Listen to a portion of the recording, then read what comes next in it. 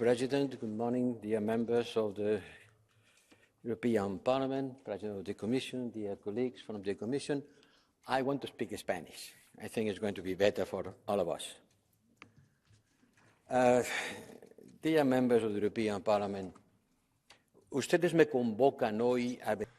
You've asked me to come to the European Parliament this morning as President of the Foreign Affairs Council to talk about the need for a consistent strategy for EU-China relations.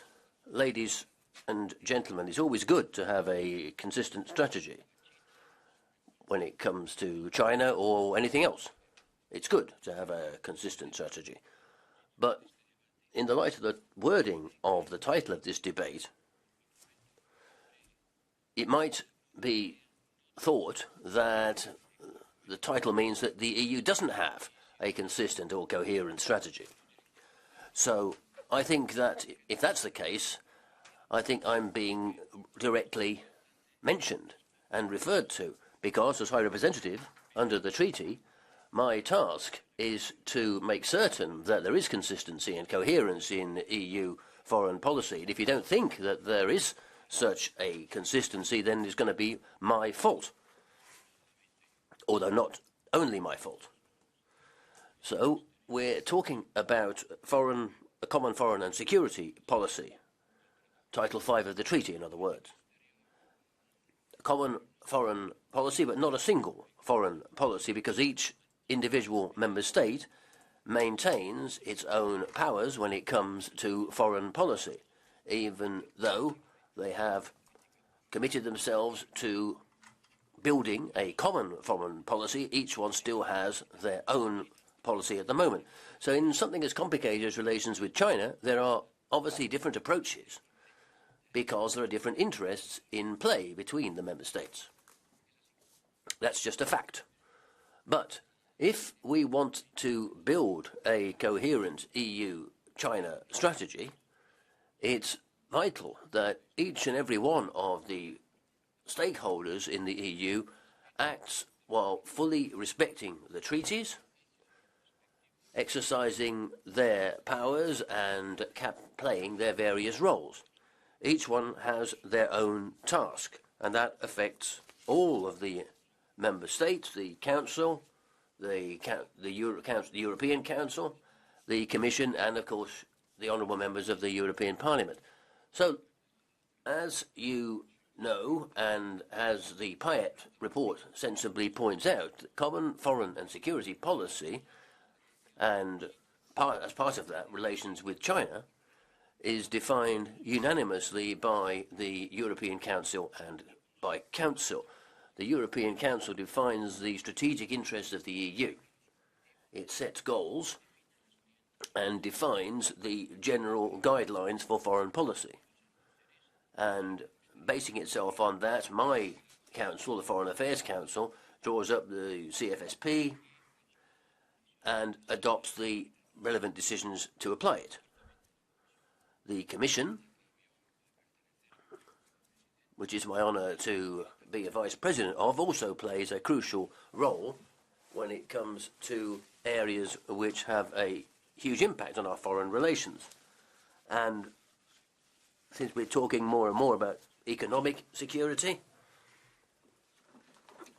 as the President has mentioned, as part of national security, this is an ever increasingly important role. So this concept of economic security is going to have a crucial weight when it comes to our very understanding of foreign policy. Japan and the United States are including this in their own definition of foreign policy, and we need to do the same thing, bearing in mind the institutional characteristics of the Union and the fact that it's ultimately the member states who have the requisite instruments to apply this economic security through restrictions or controls on exports and investments, both within and out with Europe. as you'll be aware, we do have a strategy on China dating back to 2019, the famous triptych.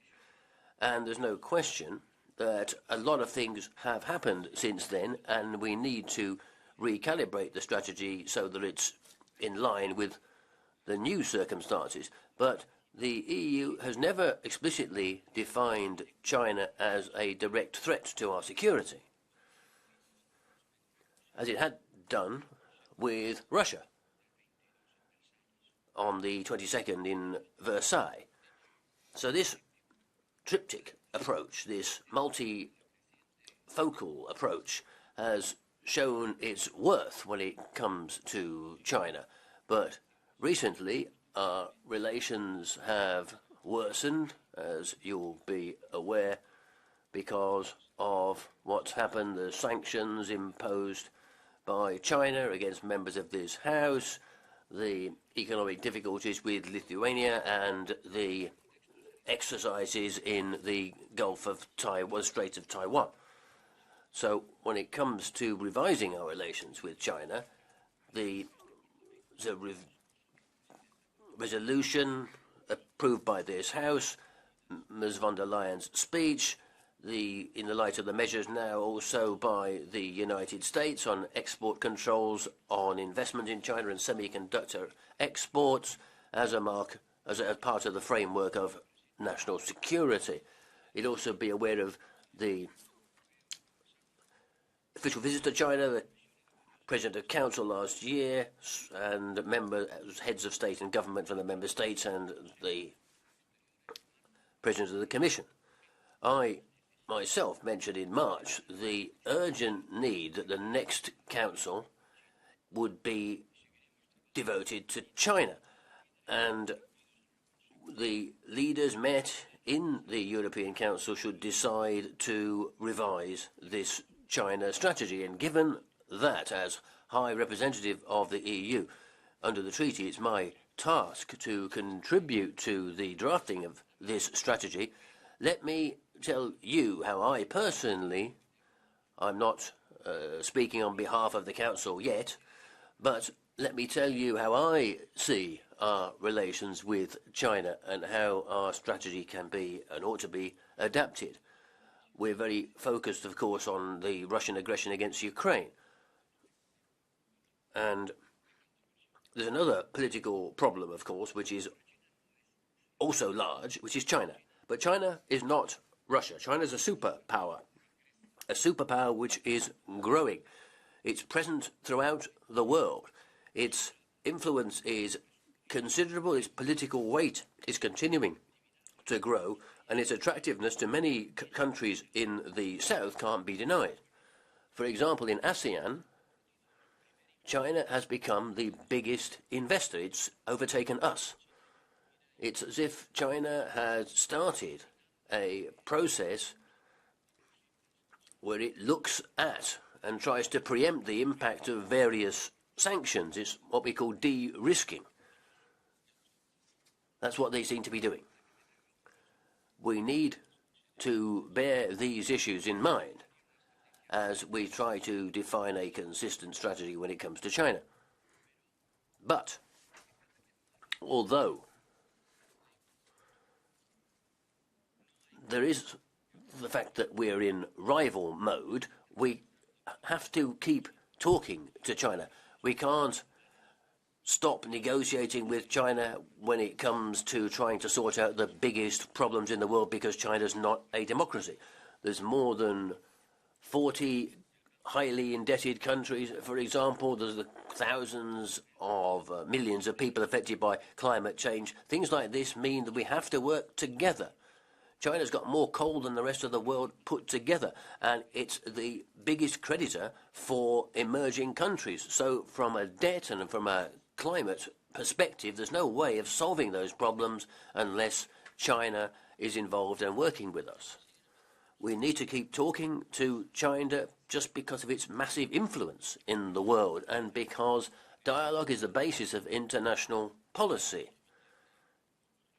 Until, as happened between Russia and Ukraine, the inevitable happens. China is emerging, it has emerged, and it's going to continue to be a player. And in a few years, China and India will represent almost the half of world production. And they'll be back, in fact, in the place that they used to occupy before the Industrial Revolution. The wheel of history would have turned full circle. But it's important that we look in a clear, effective way at this. It's clear that we need to align our positions. We can't speak with just one voice because of the multiplicity of voices that we have, but at least we could be a well-tuned chorus. Many voices, that's to say, which are trying to say the same thing, or at least are on the same wavelength. Plurality doesn't have to be a problem if we have an agreed position. In particular, an agreed position on two issues. Is Europe a pole in a multipolar world? Does it have its own existence as a political entity? What we call strategic autonomy or just autonomy in Europe? And secondly, what's going to be our attitude to China's view of Russia's aggression in Ukraine? When Mr. Macron went to China and talked to President Xi and said that, I hope you can talk some sense into Putin. And it's possible that President Xi didn't think that Putin needed sense being talked into. It's possible President Lula was in China a couple of days ago and he basically expressed unity with China's strategic goals. I prepared a long speech I was going to deliver in China, which was cancelled because I got COVID. But I still think we can boil it down to 4 words: values, economic security, Taiwan, and Ukraine. First of all, values. We don't have the same vision of human rights and respect for fundamental rights as individuals that China does. And in all international fora and with all countries in the world, China's developing a narrative which subordinates fundamental political rights to economic development. When I was young, we used to talk about real freedoms and formal freedoms. The real ones are those that are linked with your material living conditions. But I don't think it's one or the other. It's not either or. We need them both. We need freedom to be free. But we need this political freedom to be a motor to generate wealth for our citizens. We want freedom and we want economic progress. And we need to defend that position and counteract China's narrative with all of the intellectual force at our disposal. But we need to continue with that dialogue, and we've started doing that bilaterally after China broke off the dialogue on human rights with us. Secondly, economic relations and economic security.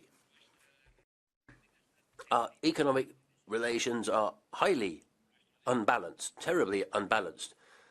The trade deficit is huge and it continues to grow. 400 billion in deficit. And they've got a surplus of 470. It's no longer a supplier of cheap goods produced through cheap labour. Quite the contrary. It's now at the cutting edge of technological development, and it's a competitor when it comes to the most sophisticated goods. Ultimately, cheap stuff ends up costing you a lot of money. That's what my grandmother always used to say. And we learnt that with Russia, and now we're learning it in economic competition with China. Not because we're uncompetitive, but because China isn't run by the market, it's run by the state. And that's changed the ground rules very considerably. We do have problems of ground rules with the United States. Of course, we compete with the US and we talk about the competition rules with them. But at the end of the day, we're talking about two market economies, and China's something different. Our relations are unbalanced because we also depend on certain products which make us vulnerable. And this vulnerability is increasing when these products, these commodities, are integrated into production processes and end in goods which we import from China. That's important, therefore, that de-risking, as the Commission President mentioned, and that can be done by looking for different sources of supply, rejigging the supply chains, controlling in and out investments, but always respecting the rules of the WTO. It would be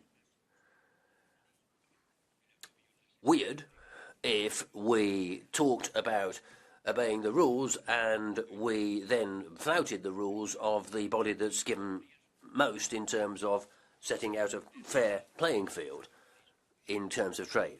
De-risking, it's a horrible word in Spanish, reducing the risks means that, of course, there are risks to be reduced. And if we redirect our economic flows and move to countries in Asia, other countries than China, then almost automatically these countries will beef up their relations with China, their trade relations, because they'll be importing the raw materials they need to produce the goods that they're going to then sell to us. So we will only have placed a middleman as far as our dependence is concerned. We'll be indirectly dependent. And that could actually be worse than the situation we're in at the moment, because these countries are far more vulnerable to Chinese pressure than we are now. We need to reject the illusion that to protect ourselves economically from China, we need to undermine our economies. Our dependence on international trade is too great. It's more than twice that of the United States. We wouldn't gain anything in terms of security, and we would weaken our economic position as an economic counterweight. We need to diversify to reduce vulnerability, but reducing vulnerability, at the end of the day, is the same as increasing autonomy. De-risk and strategic autonomy go together, because dependence is the opposite of autonomy. So the more autonomous you are, the less dependent you are, by definition. And if economic dependence is bad, then the policy is bad as well. If these things aren't balanced, one side's much stronger than the other, that's not an alliance. I won't say what the name of it is, but you all know. If you're not autonomous, you're dependent. We need to reduce risk. But that shouldn't just be a slogan, ladies and gentlemen. It's not just a nice phrase. It's got to be a long-term policy. We took years to put it together in the same way that we spent a long time increasing our military capacity. And we need to keep doing that. The biggest geopolitical risk is that de-risking with China should increase China's ability to have an impact on the rest of Asia. So that's something we need to look at together. All institutions, all member states, in a way that's relevant, that's ongoing, and is committed to finding a solution. On Taiwan now. Taiwan is crucial for Europe for 3 reasons. It's the most strategic strait in the world, particularly as far as trade is concerned. We need to be present there through the freedom of navigation operations, and our fleets need to be there. Secondly, not just for moral, ethical reasons that we should reject any external interference in the affairs of Taiwan. Also, it'll be very serious for us economically, because Taiwan's role in the production of the most important, most advanced semiconductors is crucial. So if we really want to be a geopolitical player, we need to be present throughout the world to reaffirm our positions, to defend our interests, to call for calm, to face down provocations no matter where they come from. That's why the best way is to go back to the status quo ante. Taiwan is clearly part of our geostrategic perimeter to guarantee peace, to defend our interests without throwing oil on the fire. All states in Europe, I'm sure, would agree with that view. When it comes to Ukraine, everyone knows what we think. Our message to China is quite clear. The President made it very clear when she was there. We all have. Our relations with China can't develop normally if China doesn't use its influence with Russia to get it to withdraw its troops from Ukraine and put an end to this war. In the light of a conflict which affects the territorial integrity and the sovereignty of an independent state whose borders are protected by international law and the commitments of the major powers, including Russia and China, any neutrality which doesn't draw a distinction between the aggressor and the country aggressed is basically on the side of the aggressor. We've said this very often and we're going to continue to say it. Finally, from a geopolitical standpoint, we need to avoid a new Cold War between the West and the Far East, as opposed to the East that the previous Cold War was about. And we've got a lot of difficulties in countries in the South which need to be borne in mind here, because you look at the strategic triangle, Europe, China, US, to see it from that standpoint only would be reductionist and reductive, because it doesn't bear in mind the existence of the great masses of people in the South, where China is paying special attention because it's trying to build a new world order through them, different from the one that they say that the West has built. And they're quite open in saying this. They don't mince words when they're saying this. We know that's a situation. That's why the debate on China is only just starting. It needs to be done in a calm way, in a realistic way. We need to be aware that things are what they are and the numbers, the figures are what they are. We need to be determined, we need to be clear, and we need to be more united than ever. That unity is vitally important, even though it doesn't rule out having different voices speaking on behalf of Europe, just as we're going to see today with the Council and the Commission. Thank you very much.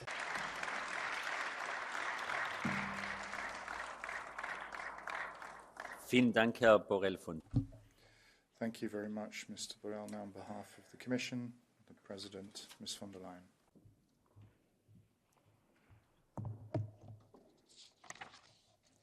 Mr. President, Minister, dear Josep, honourable members, during my trip to China this month, I was fortunate to be in Beijing on the day of the Qingming Festival, one of the most traditional Chinese holidays.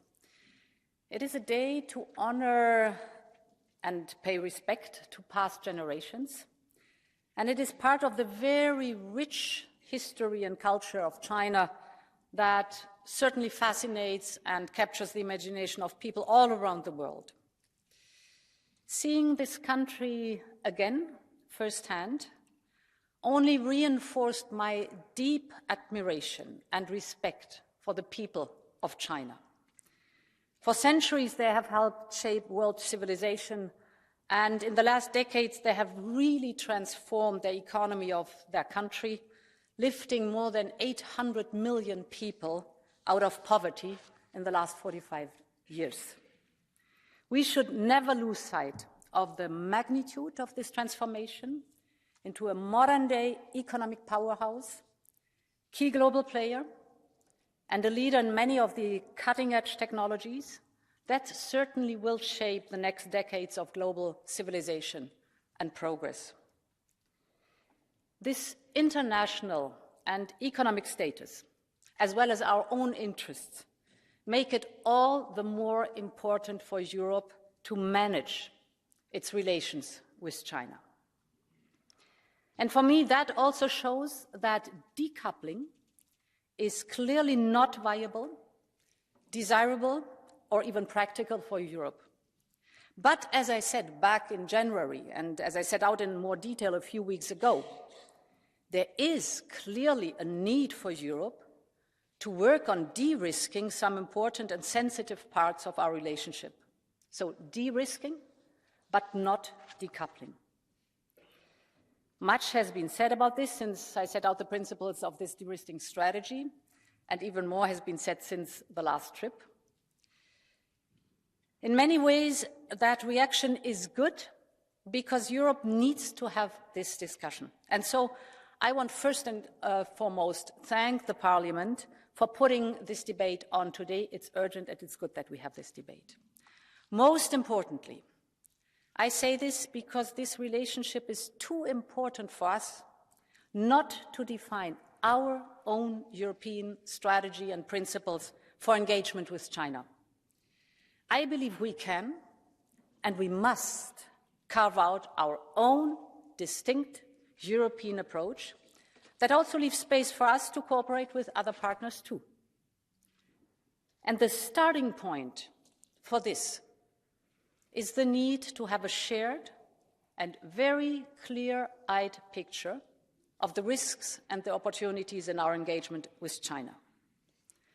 And this means acknowledging, as well as clearly saying, that the Chinese Communist Party's actions have now caught up with its stated ambitions and the hardening of China's overall strategic posture over the last years. For example, the shows of military force in the South China Sea, in the East China Sea, and at the border with India directly affect our partners and their legitimate interests. Or on the issue of Taiwan, the EU's One China policy is long-standing. We have consistently called for peace and stability in the Taiwan Strait, and we stand strongly against any unilateral change of the status quo, in particular by the use of force.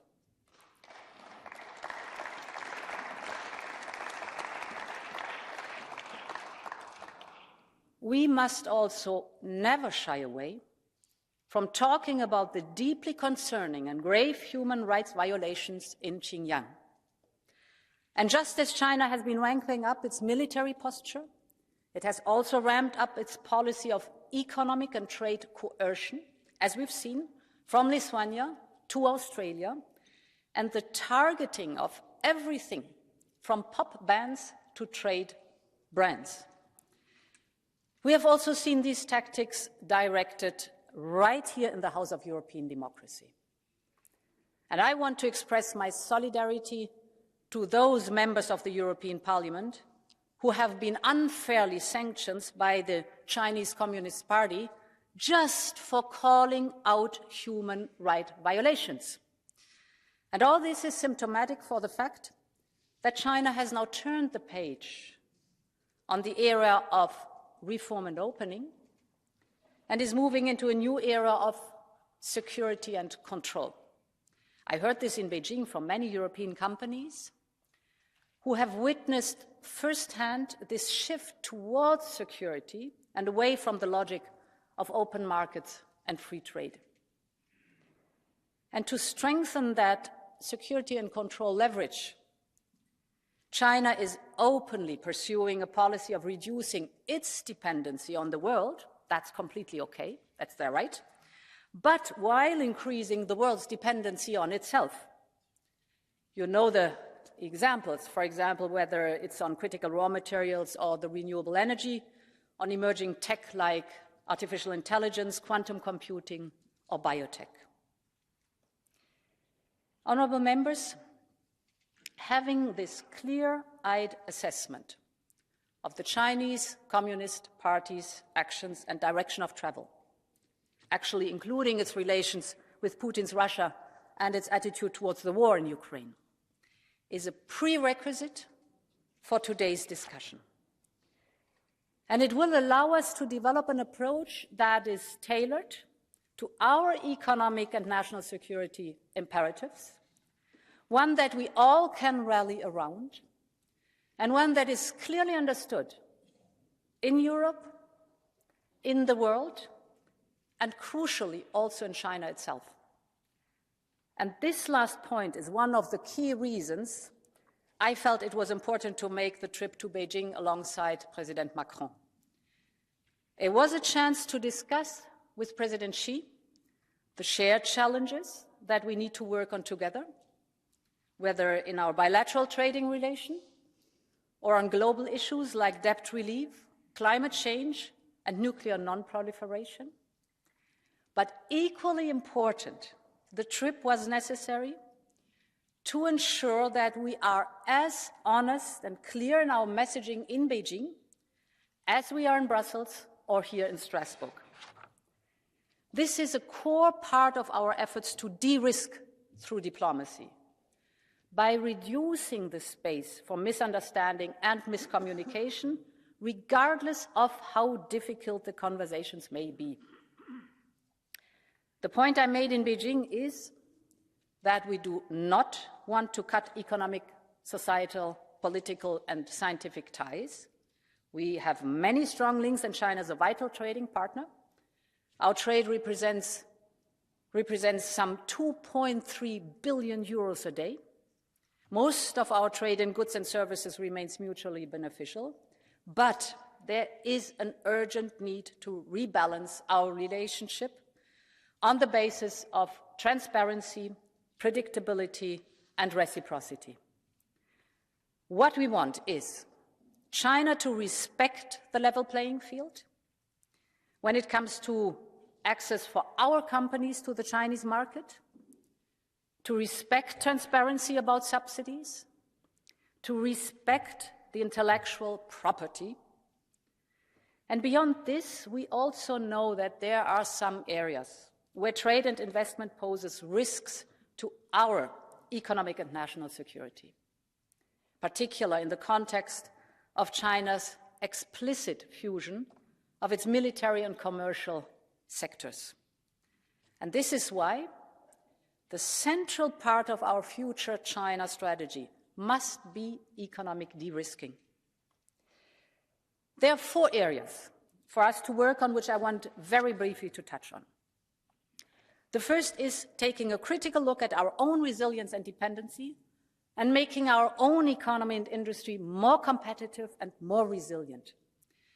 And this is the work we have been doing together. You know it. It began in the investment in the green and the digital through Next Generation EU, to the pillars of our industrial policy and the landmark acts, you know too. It's the CHIPS Act, it's the Critical Raw Materials Act, and it's the Net Zero Industry Act. And leaders signed up to it in Versailles during the French presidency. So now we must keep strengthening our resilience and sovereignty in key areas. You know them all. It's energy, it's health and pharmaceutical products, it's food security, but also, of course, when it comes to our defense capabilities. The second point is becoming bolder and better in using our existing trade defense instruments. We have given ourselves the right tools to deal with security concern and economic distortions. So we must be more assertive in using them when we need them. And I want to take this opportunity to thank the Parliament for its leadership in agreeing on the new anti-coercion instrument just a few weeks ago. The third element is the lead to look at where we need to work on new tools for some critical sectors.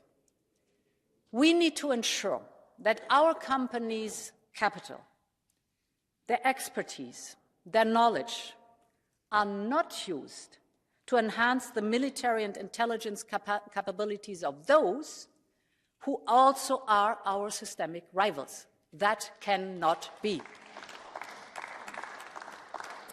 So we have to look at where there are gaps in our toolbox, which allow the leakage of emerging and sensitive technologies through investments in other countries. And this is why we're currently reflecting on if and how Europe should develop an instrument on outbound investment for very small number but very sensitive technologies. This will form part of a new economic security strategy, which the Commission will put forward in the coming months.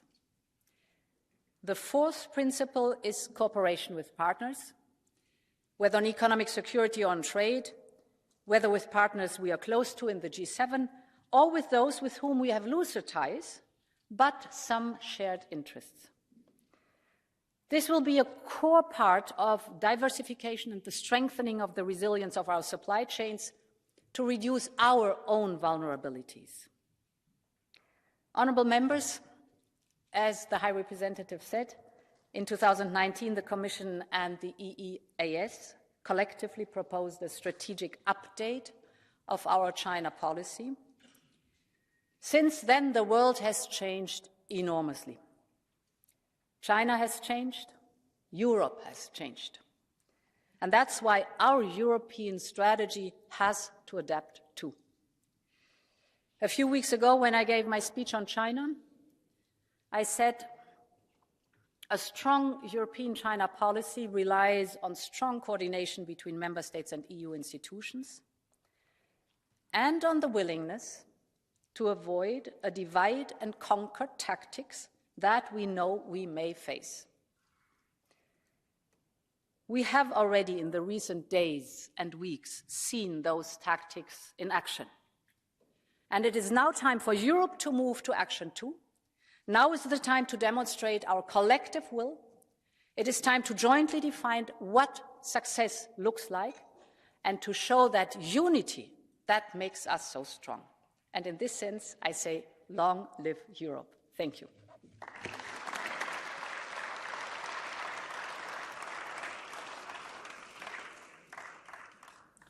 Vielen Dank, Frau Kommissionspräsidentin. Thank you very much, President von der Leyen. Now, Mr. Weber, please. Herr Präsident, sehr geehrte Frau President, Presidents of the Commission, High Representative, the way that we deal with China is the central political issue of this decade, of this century. And by way of preparation, I came across a quote from Napoleon: "Let China sleep, because when it wakes, it will shake the earth." It's obvious that China is no longer asleep. China is waking up. It's rousing. Over the past decades, in economic terms, it's tried to wake up, but its economic growth is not sufficient for it. It wants political influence as well. It is claiming political power across the world. So it's good that today we are discussing this topic as a prominent one. And I think we need to give a vote of thanks to our President of the Commission, Ms. von der Leyen, has made a very clear message on our behalf. We need to respect China as an important country in the world, but secondly, there's a partnership where it is in our mutual interests. Third, we need to work together to stop Putin, and that is a question on which we're going to test China. Fourthly, a strong partnership with our American partners, defending our interests together with the USA against China. That's why I'd like to thank Ms. von der Leyen. As the EPP, this is a dyed-in-the-wool EPP issue. Emmanuel Macron has also shown a great deal of positive action here. We saw that when Mr. Macron left China, there was a military exercise with all sorts of ships and missiles that were meant to simulate encircling Taiwan. And this Taiwan question is not an abstract problem. It constitutes the fate of millions of people. China doesn't decide over the future of Taiwan. Taiwan decides over the future of Taiwan. And in this military atmosphere, Macron said Europe cannot be drawn into the conflict between China and Taiwan.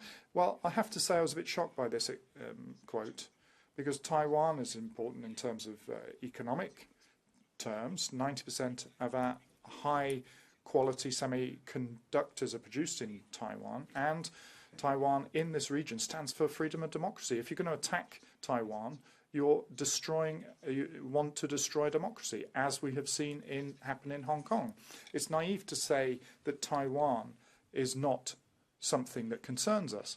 Obviously, Europe has to act on its own behalf. It has to find its own way. We shouldn't just swallow anything that's been spoon-fed from the US. That's not a question. But when it comes to Taiwan, it's a question of defending economic interests, and it's also a question of our values. If you're not clear on this point, then you're betraying the European interests and the European values. And perhaps the French president should also beg the question of who was applauding recently. Podemos, Mélenchon, Putin, Le Pen. These were people who were very positive to what he said, and the rest of the Western world was at least silent. The populists want to fight Macron, and I think Mr. Macron is a convinced European, and the European unity is something close to his heart. But with his speeches, unfortunately, he's showing the opposite. The unity of Europe has been damaged considerably. Macron has failed to provide the necessary support to Taiwan and support transatlantic alliances. And we see that there are questions of things being sold to Taiwanese firms. And I understand where people see that the US is defending a certain interest better than we are. We shouldn't be surprised if Washington starts asking whether Ukraine is a European issue. Why should American taxpayers do so much to defend Ukraine and freedom in Ukraine? We in the EPP consider that it is a transatlantic task to act on behalf of democracy and freedom, and a close cooperation with the US is essential. And this state visit to China showed the uncertain state of affairs, with Ms. von der Leyen going to China and Macron as well. But Macron managed to destroy a degree of European cooperation where Ms. von der Leyen was building it. So before the next summit, we need clarity from heads of state and government. Let's see a cohesive, coherent plan from all member states of the European Union. Transatlantic support. Secondly, we need to see more trade. We need to finish Mercosur. We need to establish that and make a stronger partnership with South America. Thirdly, European technological leadership and sovereignty needs to be established when it comes to critical infrastructure, most notably. Fourthly, a European defence pillar that complements what NATO is doing. We're naked at the moment in the world from that front. And fifthly and finally, the founding fathers of the EU started with the coal and steel union. Our generation today needs to complete that idea and look at the resource and energy union being established and completed so we can be independent. We know what needs to be done. The heads of state and government just need the courage to act. Let's stop being naive on transatlantic cooperation. Let's stop all of these ego trips of our heads of state and government, and let's say yes to a common defence of the European way of life. Thank you. Vielen Dank, Herr Kollege Weber. Thank you, Mr. Weber. We now have Mrs. Garcia Perez, please. Gracias, Presidente. Thank you, Mr. President. Humanity is faced with unprecedented global challenges, the climate emergency, a pandemic and war in Europe. In this context, the diplomatic offensive of various European leaders in Beijing is crucial for preventing further escalation of polarization and tension in the world. In the debate on our relations with China, it's not good to enter into a kind of bloc-type thinking. We need to define a position on China that's based on open strategic autonomy and guarantees, technological and trade, which is safe, and while firmly defending international cooperation and multilateralism. And we need, therefore, for that, a China strategy which is consistent, effective, grounded, and more unified than ever. We need, therefore, to sort out and reverse the direction that relations between China and the Union are going through at the moment. We can't simply be confrontational. We need to base our relations on reciprocity, transparency, and respect for international law. Economically, it means leveling the playing field and guaranteeing full reciprocity between the two sides. We need a stable regulatory framework which opens the East without closing off the West. When it comes to Ukraine, China and the EU need to look for an exit strategy which will end the war, which isn't just causing incalculable human tragedy, but is also a threat for our interests and the interests of the Charter of the principles of the Charter of the United Nations. Xi Jinping is a traditional defender of sovereignty and territorial integrity and is against the use of nuclear weapons, and he needs, therefore, to listen to what he's said himself and put pressure on those who violate those principles and are threatening such an attack, Putin's Russia. As a permanent member of the Security Council, Xi needs to meet with Zelensky to talk about a fair peace based on the withdrawal of Russian troops from Ukrainian territory. Shouldn't forget that China regards Putin as an indispensable ally for in a search for a new international order. We need, therefore, to strengthen dialogue to reduce risks and cooperate where it's possible. There are certain red lines which we can't go past. The delivery of arms to Russia and changing the status quo in Taiwan by forces unacceptable. The absence of effective results or immediate results after the visits of the European leaders shouldn't stop Mr. Borrell operating as far as China is concerned. The possibilities of cooperation are enormous. We need to increase multilateralism as a framework to deal with global challenges. We need to strengthen the fight against climate change under the Paris Agreement. We should remember that human rights are universal and need to be respected everywhere, in Xinjiang and Hong Kong. Our message to China needs to be clear. Maintaining sanctions against members of this House will make it impossible for us to build trust. The time has come for China to lift the sanctions against members of the European Parliament. Ladies and gentlemen, our strategy to China needs determination, realism, and more European Union than ever. Let me finish by giving Mr. Weber a bit of advice. You've now got a new role, leader of the opposition. You're happy to criticise all European leaders. One day you're criticising Macron, next it's Mr. Scholz, and the only people you don't ever criticise are the leaders of the extreme right.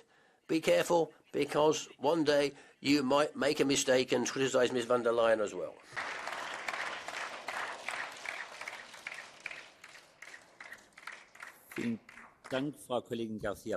Thank you very much, Mrs. Garcia Perez. We now have Mr. Séjourné, please. Monsieur le Président.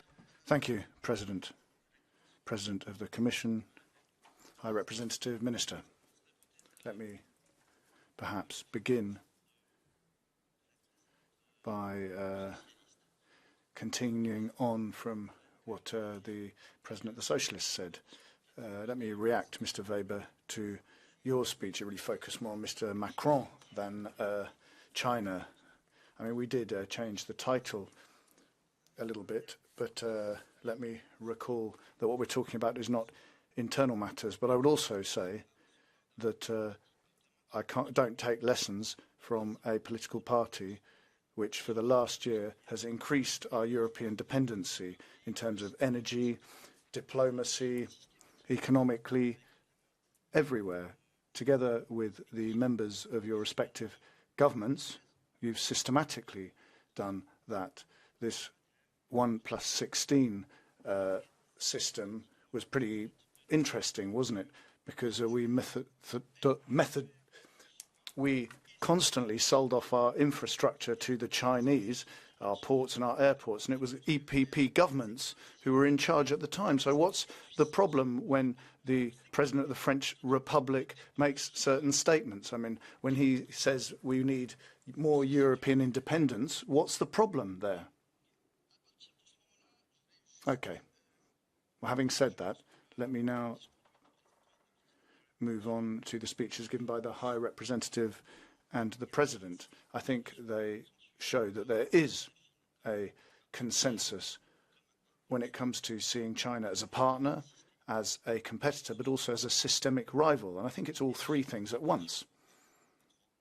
And we need to see them as that. But we need to take our interests into account here. And I welcome the work of the President of the Commission, the High Representative, and also the President of the Council, because I think there is a line that needs to underpin our economic relations and our values vis-à-vis China. I mean, we need a global order that's based on international law, democratic values, and human rights. Here, I fully agree with my colleagues.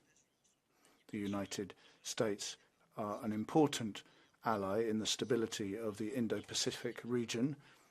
Taiwan's security depends on that, and also elsewhere.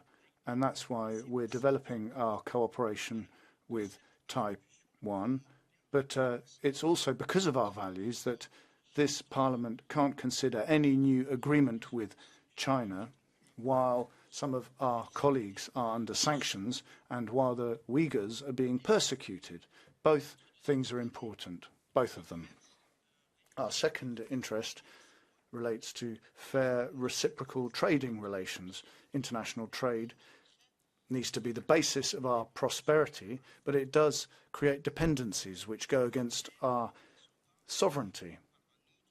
We can't move from one dependency to another here. We can't simply undertake knee-jerk reactions and move fully away from trading relations, which is a little bit the US strategy at the moment, which is of concern as well.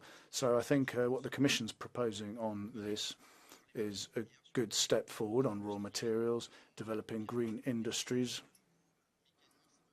There'll be new mechanisms to fight Chinese unfair competition. So let me conclude there, President, by talking about the obstacles that we face in coming up with a consistent strategy on our relations. I mean, I listen to heads of state and government, I listen to our institutional representatives, and I don't see them being naive.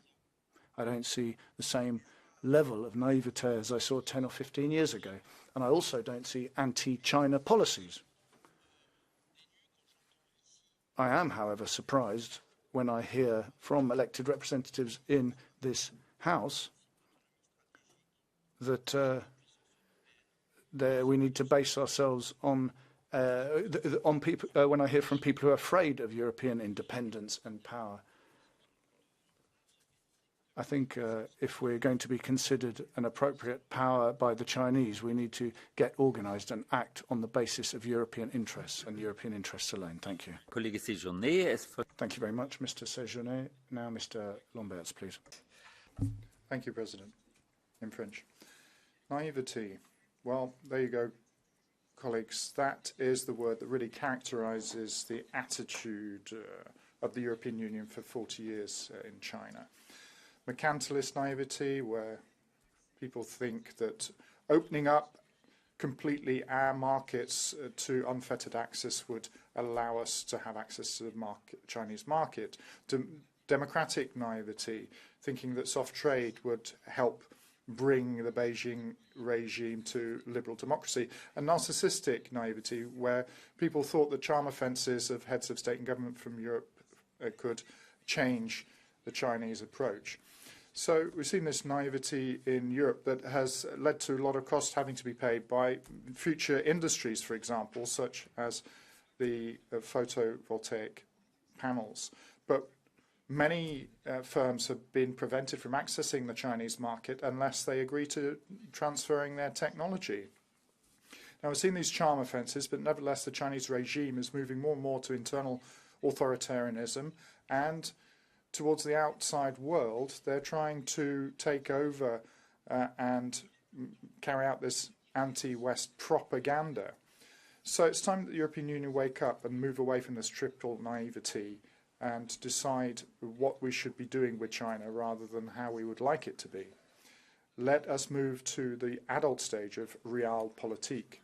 First and foremost, Europe has to reduce its overdependence on China to have a better economic autonomy. It's not a question of breaking our links with China. It will remain a trade partner and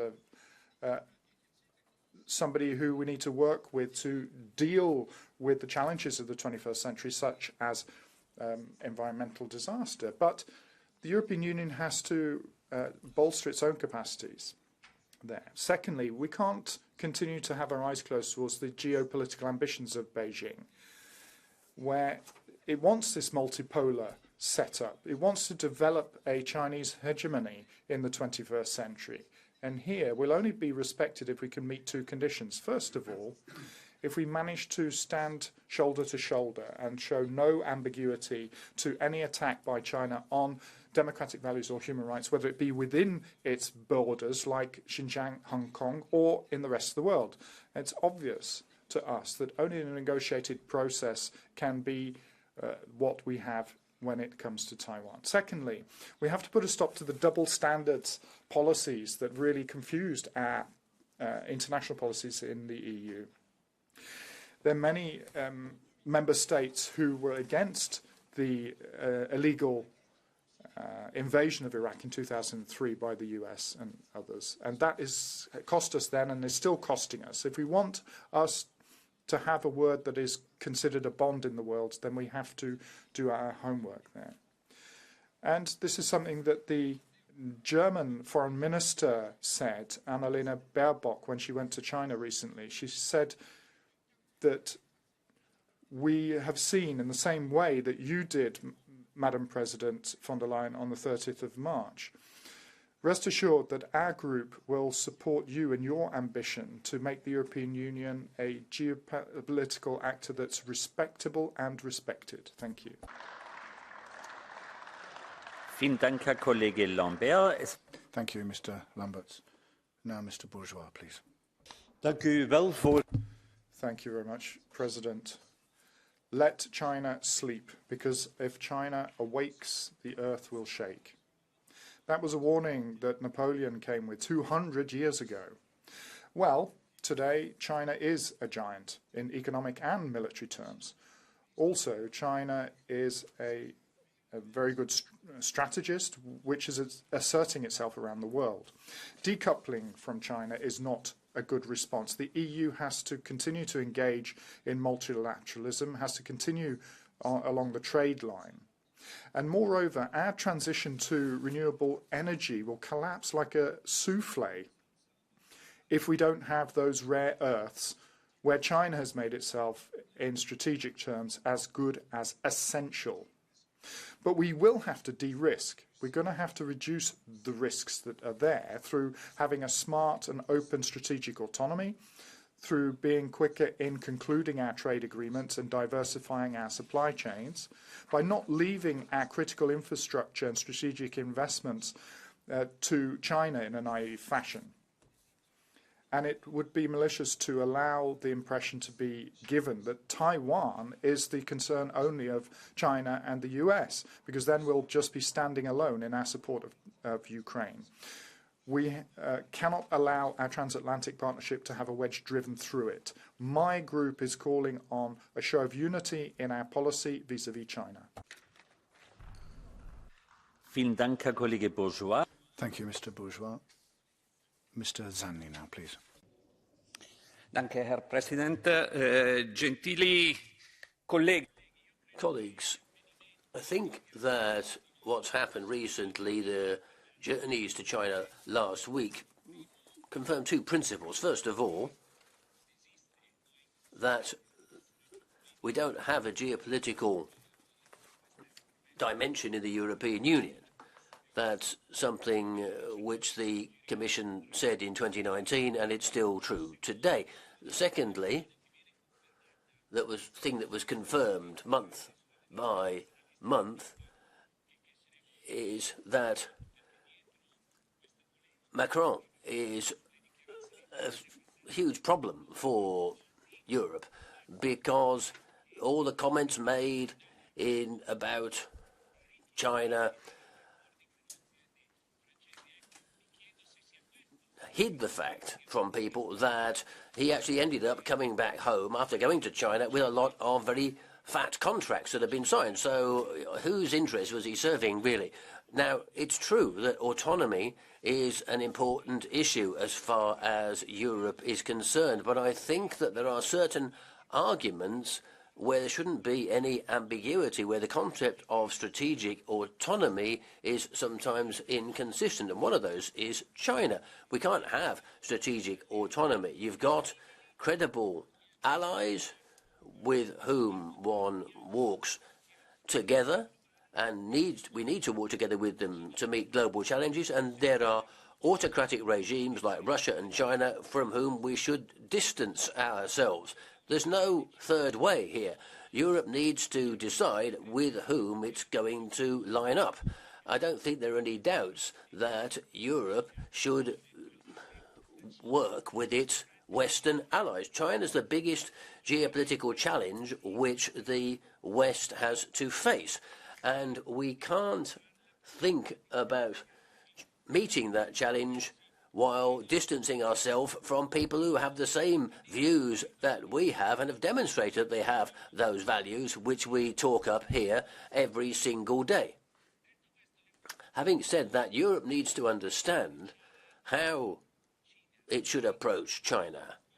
And what we're doing, what we have been doing since 2019, isn't the way to do it. President von der Leyen reminded us of certain measures that the Commission put forward that we're working on to update things and bring about this de-risking which the High Representative talked about when it comes to China. But, Madam President, these are far from being enough. The CHIPS Act, the Net Zero Industry Act, the Critical Raw Materials Act, these are all pieces of legislation which won't really allow us to decouple ourselves from China, to become independent of China. And the final point, I agree with many of the comments that you made, Madam President, and you made, Mr. High Representative, but the thing is that you don't actually follow up on the things that you say. The deeds are very different from the words. If we look at the figures, EU dependence on China in the last few years, and thanks partly to the green transition, has dramatically increased. We're risking to make another huge error. That's to say, deliver ourselves bound hand and foot to an autocratic dictatorship. So let me end with a question, which I either won't be answered, or the answer I won't like the answer. What's the EU going to do if China decides to invade Taiwan? We need to think about that. We need to think about what instruments we have at our disposal to stop making the same blunders that we made in the past that we're still paying for today. Vielen Dank, Herr Kollege Sagnier. Thank you very much, Mr. Tsani. Now, Ms. Aubry.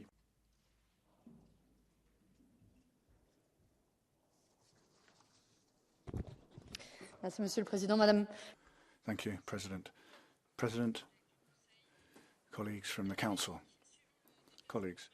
Now, the debate around Macron's trip to China raises a fundamental issue here in our Parliament. What is Europe's place in the global geopolitical situation? And let me begin by saying that the French President made two errors. The first would be to compare China and the United States in the same manner at the same time as Taiwan is undergoing another intimidation exercise. And the second is to ignore the Uyghurs. Now, this is an important debate on a concept that we've been defending for a long time, non-alignment. Now, I want to be clear here because people often get upset when I say that, but non-alignment doesn't mean neutrality. We clearly need to support peoples who are under attack, for example, Ukraine. And it also means supporting all those who suffer and are oppressed across the world. Europe also needs to defend the current precarious status quo in Taiwan and avoid escalation. But we also need to take a position on a case-by-case basis. And the only basis for our positions should be international law. We're still very far from that today, and the major speeches that Macron makes, which are spoken and forgotten about almost immediately, never produce any major facts. I mean, Europe will continue to exist, but it won't be independent while its defence is guaranteed by NATO. We shouldn't simply be subservient to the United States. We should be talking directly to countries of the South. Independent Europe will not exist until we put human rights before the profits of multinationals. And if we continue to sign up to free trade agreements which increase our dependencies. I actually agree with one of my previous colleagues. Yes, Mr. Weber, it's you who systematically ensured our international dependence, and Mr. Séjourné, your call for strategic autonomy would be touching if it wasn't for the fact that your group has systematically supported free trade agreements that weaken us, weaken our industry, and make it impossible for us to produce the medicines that we need in Europe. First and foremost, paracetamol. I think what we've learnt from what happened last week is that basically what we're doing just reduces our credibility on the international stage. If Europe wants to have some weight in the world, it genuinely needs to be non-aligned. Thank you. Thank you very much, Ms. Aubry. Now, Mr. Castaldo. Thank you, Chair. Madam President, High Representative, dear colleagues. It is certainly true that we are obligated to pursue a selective engagement with Beijing on those dossiers that are multilateral by nature, most notably the fight against climate change. But we cannot overlook those unacceptable behaviors that the Chinese government refuses to leave apart. Several colleagues in this room are still under sanctions. And last Friday, we have seen the unbelievable arrest of human rights activists that were going to a meeting with our delegation in Beijing. Furthermore, the so-called military exercises near Taiwan are dangerously similar to a full-fledged invasion, and China's neutrality regarding the Russian invasion of Ukraine is, quoting our High Representative, simply just not credible. In diplomacy and in geopolitics, it takes two to tango. Nothing more than a mere selective engagement on certain issues can be accepted before we will see a real and effective actions from our Chinese counterparts in those fields that are not only essential to us, but universal by definition, such as human rights. Let's keep the channel for dialogue open, but without being naive, therefore protecting our strategic infrastructure and our European technological serenity. And, upon all, let's always speak with one single voice to defend our red lines for real. Thank you.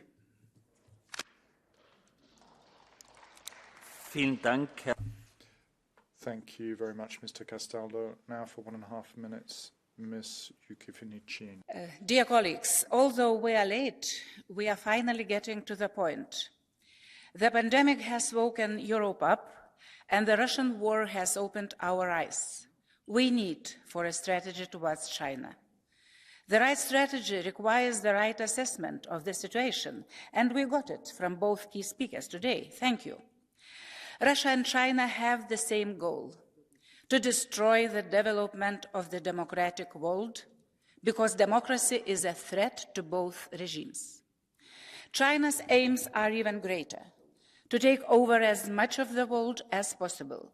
Hence, the key principle of our strategy is the unity of democracies. We cannot repeat the same mistakes. I hope that we have learned the lessons from the dependence on Russia. Today, when we speak about security, we need to talk not about autonomy from the US, but about the common strategy for democracies and how to overcome autocracies and dictatorships. And Mr. Weber is right. Taiwan is not just a US interest, President Macron. This part of Chinese people, like Hong Kong as well, has proved that democracy is not a foreign idea to the Chinese. China seeks to divide us. The most striking example is the former 17+ China and CE cooperation format. The first step of the common strategy could be abandoning this format. I call for a long-term strategy towards Russia and China that is not aimed at momentary benefits, but focuses on sustainable peace and security on the European continent. Vielen Dank, Frau. Thank you very much, Ms. Ukifinichien. Now for 2 minutes, Mr. Makiash.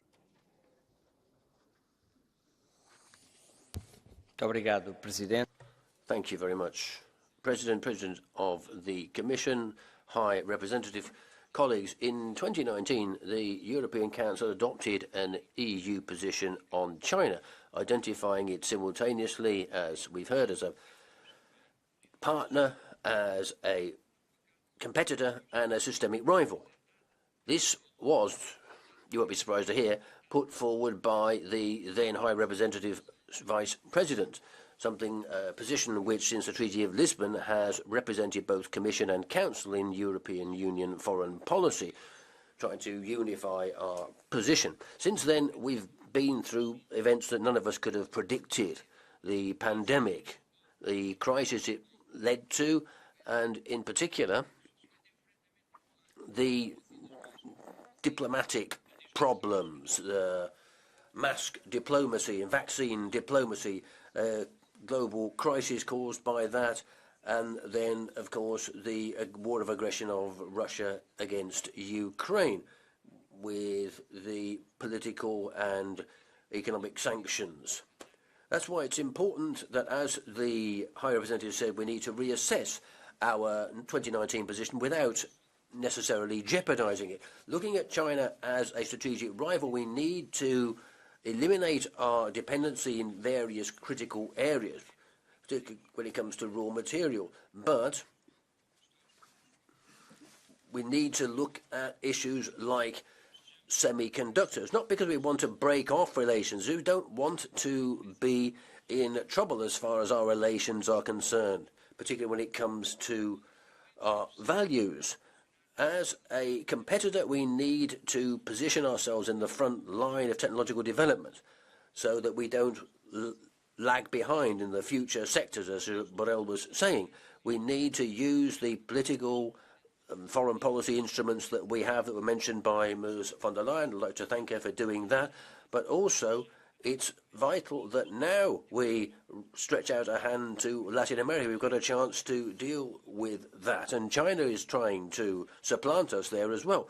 But we also need to remain partners with China in certain areas which we can only deal with together, particularly when it comes to climate change or working together to put an end to the barbaric invasion of Ukraine. Thank you. Vielen Dank, Herr Thank you, Mr. Makiash. Now for 2 minutes, Ms. Wortmans. Thank you, President.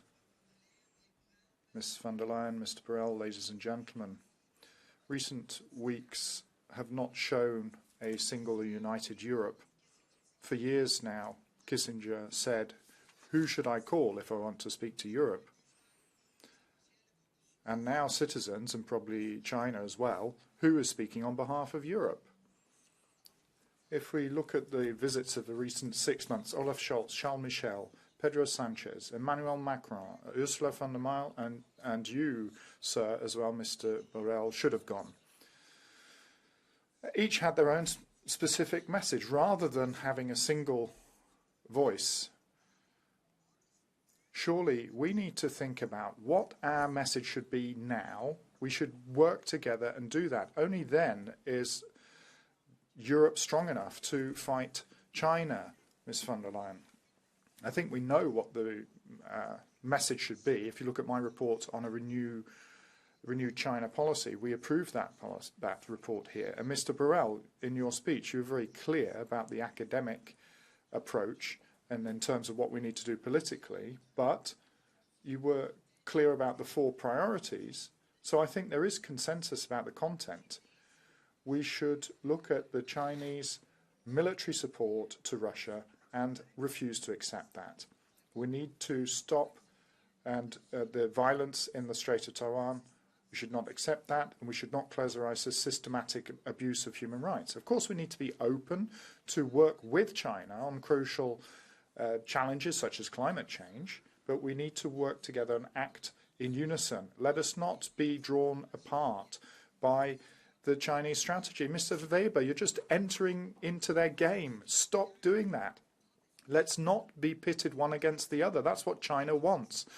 Of course, we have to work on strategic autonomy. We need to send that message clearly to China. And I think the answer is very simple. We cannot allow ourselves to be divided over China because we have far too much to lose. Thank you. Vielen Dank, Frau Kollegin. Thank you very much, Ms. Weltmans. Now for 2.5 minutes, Mr. Bütikofer.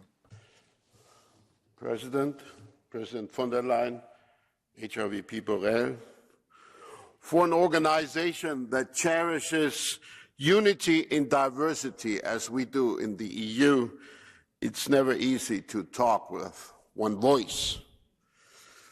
All the more grateful we can be that we have heard strong and clear voices recently regarding the EU's China policy.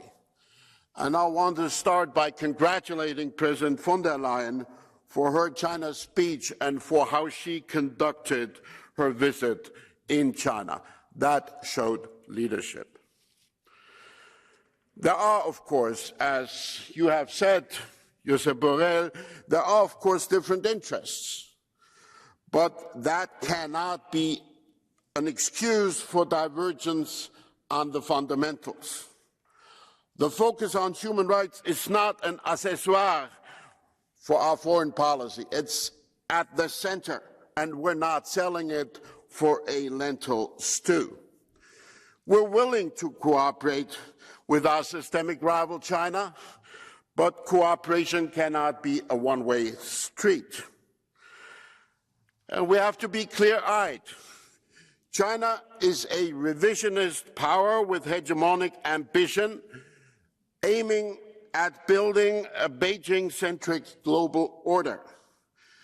If they would respect the principles of the United Nations, they would have called for Russia to leave Ukraine alone.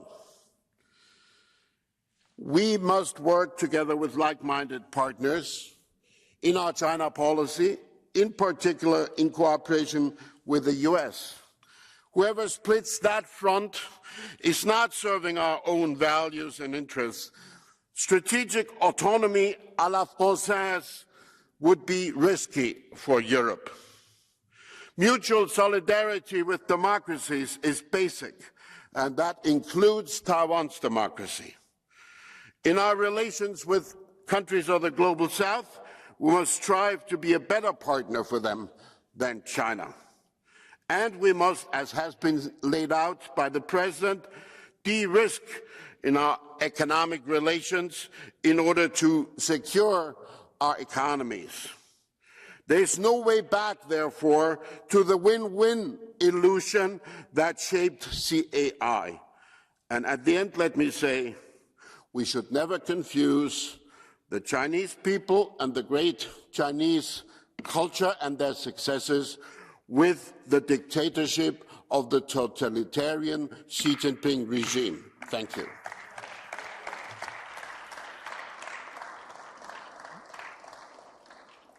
Thank you very much, Mr. Bütikofer. Now for 1.5 minutes, Mr. Tauch. Buenos días. Buenos días. Good morning, Mr. Borrell. The People's Republic of China is a strategic rival and adversary of Europe's interests and the whole of the free world that Europe's part of, along with the United States. And day by day, it's penetrating further into Africa, in South America, Asia, and in Europe itself, as we are seeing, selling or buying up a lot of our infrastructures in our ports and our railway networks. And we're selling them off, of course. Finally, in this place where we do so much useless stuff, we did something good. We put together a report on a new China strategy, dated September 2021, and it said clearly that we need to wean ourselves off this dependence which had been brought about over years and years and was killing us. But now people want to put their own ideological interests first, and they are defending them rather than calling for China to show any sort of reciprocity. and people have been going to Beijing one after another to defend their own national interest. Germany is increasing its trade with China every year. It's its biggest trading partner, and the President of France and the President of the Commission have travelled to Beijing, which were pretty much a complete disaster for Europe, apart from some French companies. Europe can't stop trading with China, but it needs to claw back a lot of the delocalizations that have happened and stop some of the ones that Merkel, Macron and von der Leyen have been planning with Beijing, and the microphone's cut off. Thank you very much, Mr. Tauch. No.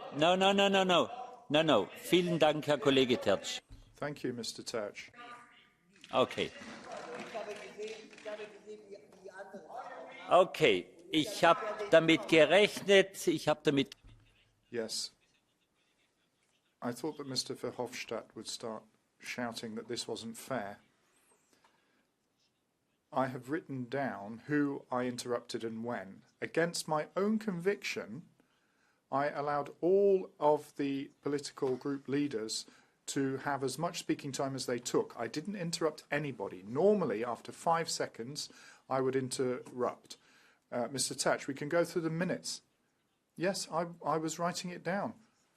31 seconds. I'm sorry. I have noted it down very clearly. And I want to avoid conflict with those who always go over time. In the first round, I allowed many people to go over time. Many people did that. Some did it less so. In the second round, Mr. Tauch, Ms. all parliamentarians are equal. Excuse me, Mr. Verhofstadt. At the time, you have been a group leader. You have sufficiently profited and took benefit of the first round in extensio. So, and when I try to make the difference not too harsh, then I reduce the speaking times to exceed. We have 34 minutes delay. I can show you I took my minutes, and we go to the records. So, es spricht jetzt als nächstes. The next speaker is Mr. Mariani for 2 minutes. It seems Emmanuel Macron has given rise to a lot of emotion for those who want to completely give in to China after his recent visit in April 2023, in reasserting the traditional position of France, a position that's been the same since 1968 on One China, and affirming that an ally is not a vassal. He's quite simply reiterated a consistent position of France since General de Gaulle's time. And that visibly has risen the hackles of a number of those who would like to send Europe on a crusade against Beijing. This reaction, once again, is a flagrant illustration that the European Union cannot be a geopolitical independent actor. Peoples, nations, and interests are so different. They cannot come up with a single response to what is at stake in the world, and at one stage or another we're going to have to accept that diversity. France, thanks to its seat on the Security Council and its nuclear deterrent, has to pursue a different path in the way that we address these issues, and Emmanuel Macron has done that in international politics. He likes to pronounce these Gaullist approaches to make sure that the supranational institutions like the European Union ones have to take note. And of course many others would like to see that, but as soon as France takes a different position to the United States, they're worried. France and the European Union has everything in their interest to make sure that we're strategically independent vis-à-vis both the US as with China. The American Inflation Reduction Act is a frontal attack against our jobs and our companies. At the moment, we haven't said anything about this. The extraterritorial action of American law and the soft power of China and the semiconductor issue is just as a threat for the European Union. So the European Union has to leave behind its naivety, both when it comes to China and to the US. Thank you very much, Mr. Mariani. Now, Ms. Demirel for 2 minutes. Thank you, President. Well, EU citizens want de-escalation rather than further war more than ever. But in the so-called Indo-Pacific region, there's a geopolitical storm brewing, and this may well lead to armed conflict between the United States and China. The US sees its global hegemony threatened by China. The Asian market is becoming more and more important. China is the second largest economic power and dominates many supply chains. And the rise of China reduces Western businesses' share of the global market. And that's something that the United States doesn't like. And that's why we're building this narrative of Chinese escalation and attacks on democracy. Colleagues, since when have we been bothered by dictators and autocrats being our partners? I don't think the United States cares about defending democracy or the people of Taiwan. They just care about power. China hasn't done anything to Taiwan. They haven't changed their policy.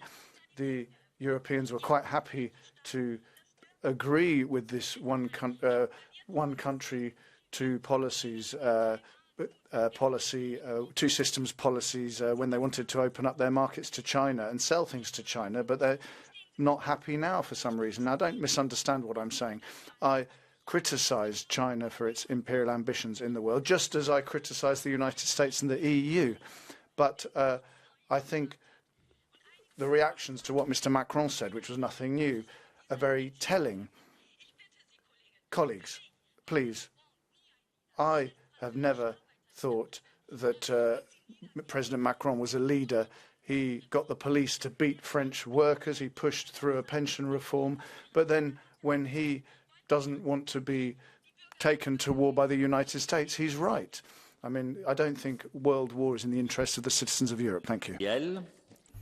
Thank you, Ms. Demirel. Now for 1 minute, Mr. Radeczkowski. Ešte nedávno Európska komisia špinila Čínu, kde sa dalo. Tvrdili sme, že je to auto. Still, not so long ago, the EU was speaking badly about China just about everywhere. We were saying it's a non-democratic country, that they breach against human rights, and Ilham Tohti got the Sakharov Prize. The Chinese communists visited Moscow, and then the US got scared that there would be no fights anymore. And Ms. von der Leyen changed her narrative. And I quote, "China is a fascinating and a complex mixture of history and challenges. The hypocrisy reaches the heights of the Statue of Liberty or the Eiffel Tower." Ms. von der Leyen, this is hypocrisy. You should really lead the NATO together with our Slovak president, who would love to fight all around the world until the end of her life, the poor woman. And I wish to People's Republic of China a lot of success. I wish this to all China, including Taiwan. Changhua Daisei. Vielen Dank, Herr Kollege Radeczkowski. Thank you, Mr. Radeczkowski. Now for 1.5 minutes, Mr. Gala. President, ladies and gentlemen, in our relations with China, we still have that triangle that is still in place. I think the economic relations with China should work within a functioning WTO. That's how we should deal with things if we don't have a CIA, but everybody has to stick to the rules that are in application. At the same time, we have to make sure that we don't have any dependencies on individual raw materials. We shouldn't have those dependencies. It's not a question of decoupling because our mutual dependence is too great. And so we should make sure that the Chinese pragmaticians see this, and we would be hurting ourselves and them if that were the case, and also we see the effects on Taiwan as well. Our answer has to be clear. No change in the relationship with Taiwan of a violent nature. Xi Jinping has to understand that the regional implications are too great and too uncalculable if there were to be violence in relations between China and Taiwan. It's correct that we as Europe need to define our own way vis-à-vis China, and it's just as right that we don't necessarily have identical interests with the US on all issues. So when it comes to war and peace, we cannot mess around. We can't say, well, if Taiwan is being attacked, this is only a concern of the US, and we just carry on with business as usual. We need to work together and work preventatively so it doesn't come to a worst-case scenario, and in order to do that, we need an ongoing dialogue, all stakeholders, with China, and our message would be best to be a single one, Mr. President. Thank you very much, Mr. Gala. Now for 2 minutes, Mr. Belka. Mr. President, Vice Presidents, it is obvious that the EU needs a coherent strategy for its relations with China, as recent talks in Beijing are simply another proof of that. Even if we rightly revisit our perception of China and try to defend our policy objectives, it may all go for nothing when some leaders think that they have more rights than others in setting the course of our common foreign policy. Regardless of the final list of objectives, it was, is, and always will be true that the Union speaking with one voice in the international arena may achieve a lot. Divided becomes a bystander in world politics. And what should we expect of our relations with China? Foremost, pragmatism, based on a couple of simple facts. First, China is not our friend, an ally, who will play by our book of rules. As it believes that power is more important than business, it will not shy away from using subsidies and coercing actions, for example, to achieve its goals. We have to be ready to respond to that. Second, China demands respect from the world. We should be ready to pay it, provided we make it clear to Beijing that it will not come at the cost to our core values. We will also remain engaged in Asian politics in order to guarantee peace and prosperity for all our partners. We should support the development of our mutual trade, but at the same time create a working roadmap on decreasing our over-reliance from China in various sectors. And finally, Beijing should not assume we will abandon our transatlantic relation with the US. Even if Washington sometimes acts like an irritating relative at the Christmas table, America will always remain a part of our democratic family. What we should in turn communicate to China is that we will not become a balancer in its rivalry with the US. Instead, we should declare and pursue an independent policy agenda which will ultimately only serve European interests and the global rule-based order. Achieving this autonomous position will be a final stress test for the concept of EU open strategic autonomy. Thank you.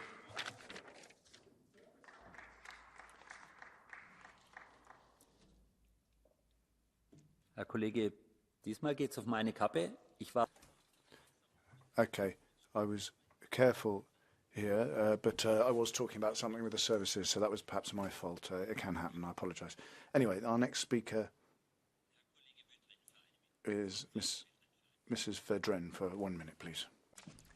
La Chine reste un régime. China is still an authoritarian regime, and they're undermining democracy in Taiwan and Hong Kong. They are a systemic rival, an adversary to our unity in Europe.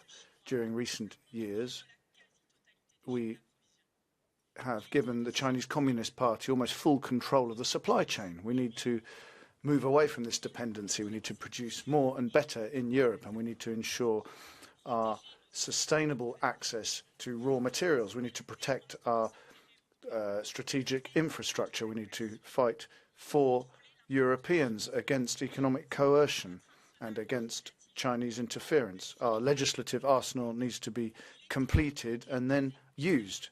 It is time to ensure that we can take decisions on our own behalf. We need to be able to have a democratic, European and credible strategy, which is genuinely effective. Thank you. Dear colleagues, just a piece of information because we are a bit pressed for time. We will not be able to take any more catch the eye requests. There are 4 at the moment and those will be allowed to speak, but there will be no more requests taken. Thank you very much. Ďalší vystupí pán Žordis. Žordisole, now you have the floor. As we know, one of our weaknesses as the EU is the difficulty in establishing unified and coherent foreign policy strategies. That this would happen to us with what is one of the most relevant strategies, our relationship with China, would be particularly serious. We have indeed a good basis to update such a strategy in President von der Leyen's recent speech at the EPC, which I can endorse almost from top to bottom. But if we send contradictory messages to Xi Jinping, we lose credibility. For instance, as when President Macron says what he said in relation to Taiwan. The maintenance of the status quo in the Taiwan Strait is not an internal matter. If it breaks down due to increasing Chinese aggressiveness, this will have regional and international repercussions, as everyone knows. We cannot break the fragile European consensus on such sensitive issues with unilateral steps such as this. With China, we need to establish a relationship that takes into account both the evolution of the Chinese regime in recent years, more authoritarianism and more willingness to shape the international order, as well as our own interests. And this implies cooperating bilaterally and multilaterally whenever possible, reducing the enormous strategic dependencies that we have, which represent a high economic risk, and never ever giving up in the defense of human rights and democratic values. Ďakujem veľmi pekne. Thank you very much. Now, Jan Zahradil, you have the floor. Thank you, Chair. Ladies and gentlemen, dear colleagues, let's be very frank to ourselves. EU-China relations are not good. They could be better, and they should be better. And let me make 3 points on that. First, I think that we need to find new equilibrium with China because, like it or not, China is here as a global player and it will remain so, and we have to adjust ourselves to that new multipolar situation. Secondly, I believe that we need cohabitation rather than confrontation, and therefore I was glad to hear, particularly from the Commission President, that we are starting to talk about de-risking instead of decoupling, because that, in my feeling, is a rational policy. And thirdly, last but not least, I believe that we need to de-escalate tensions over Taiwan, not to escalate further, and I think there are ways to do that. Perhaps we could also listen a little bit more what the KMT opposition has to say about cross-strait relations and not just the ruling DPP. I can hear Mr. Macron's call for strategic autonomy. And yes, if there is a case, there is no better case than China for EU strategic autonomy. But it deserves to be realistic, to be pragmatic, and to be reasonable on our side. Thank you very much. Ďakujem veľmi pekne. Thank you very much. Now we have Jaak Madison. You have the floor.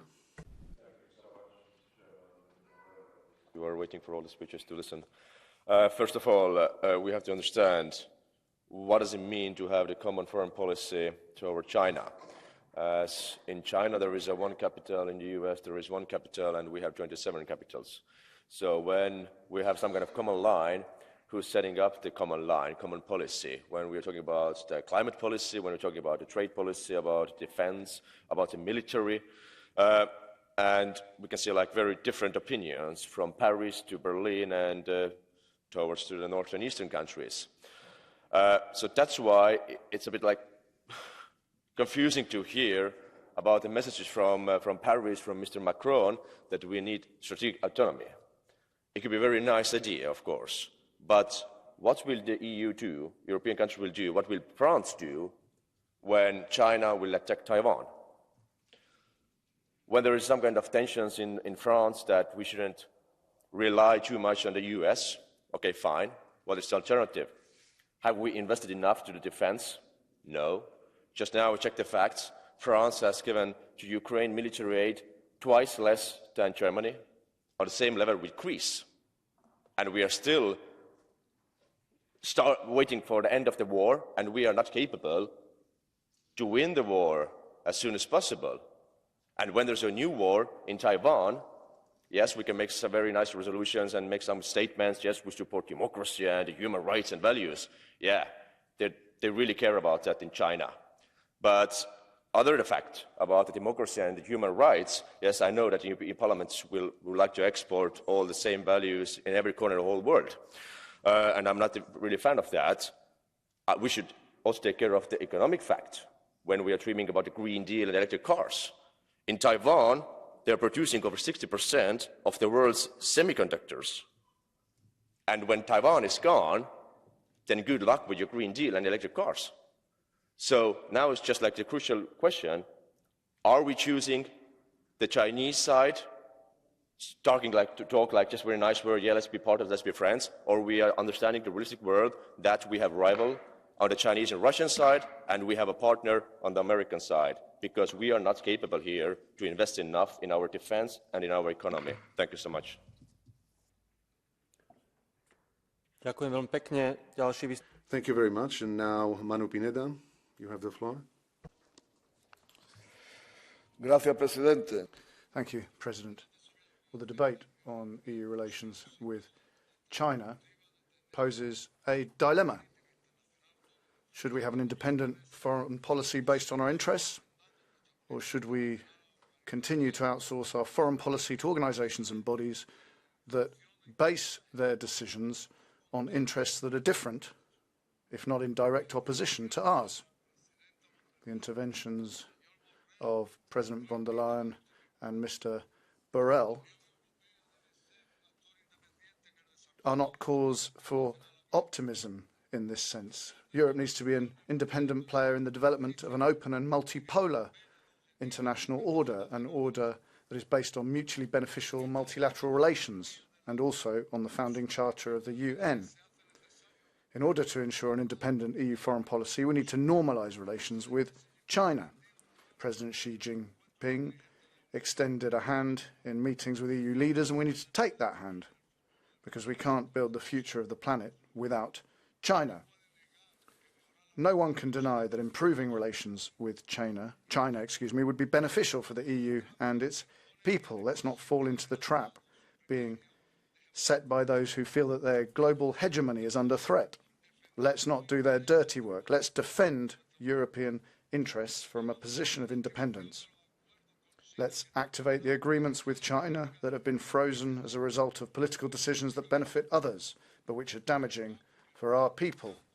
Let's recognise that the peace plan that China is presenting can open a path to other plans, together with other plans such as that from President Lula, can open a path to negotiations for peace in Ukraine.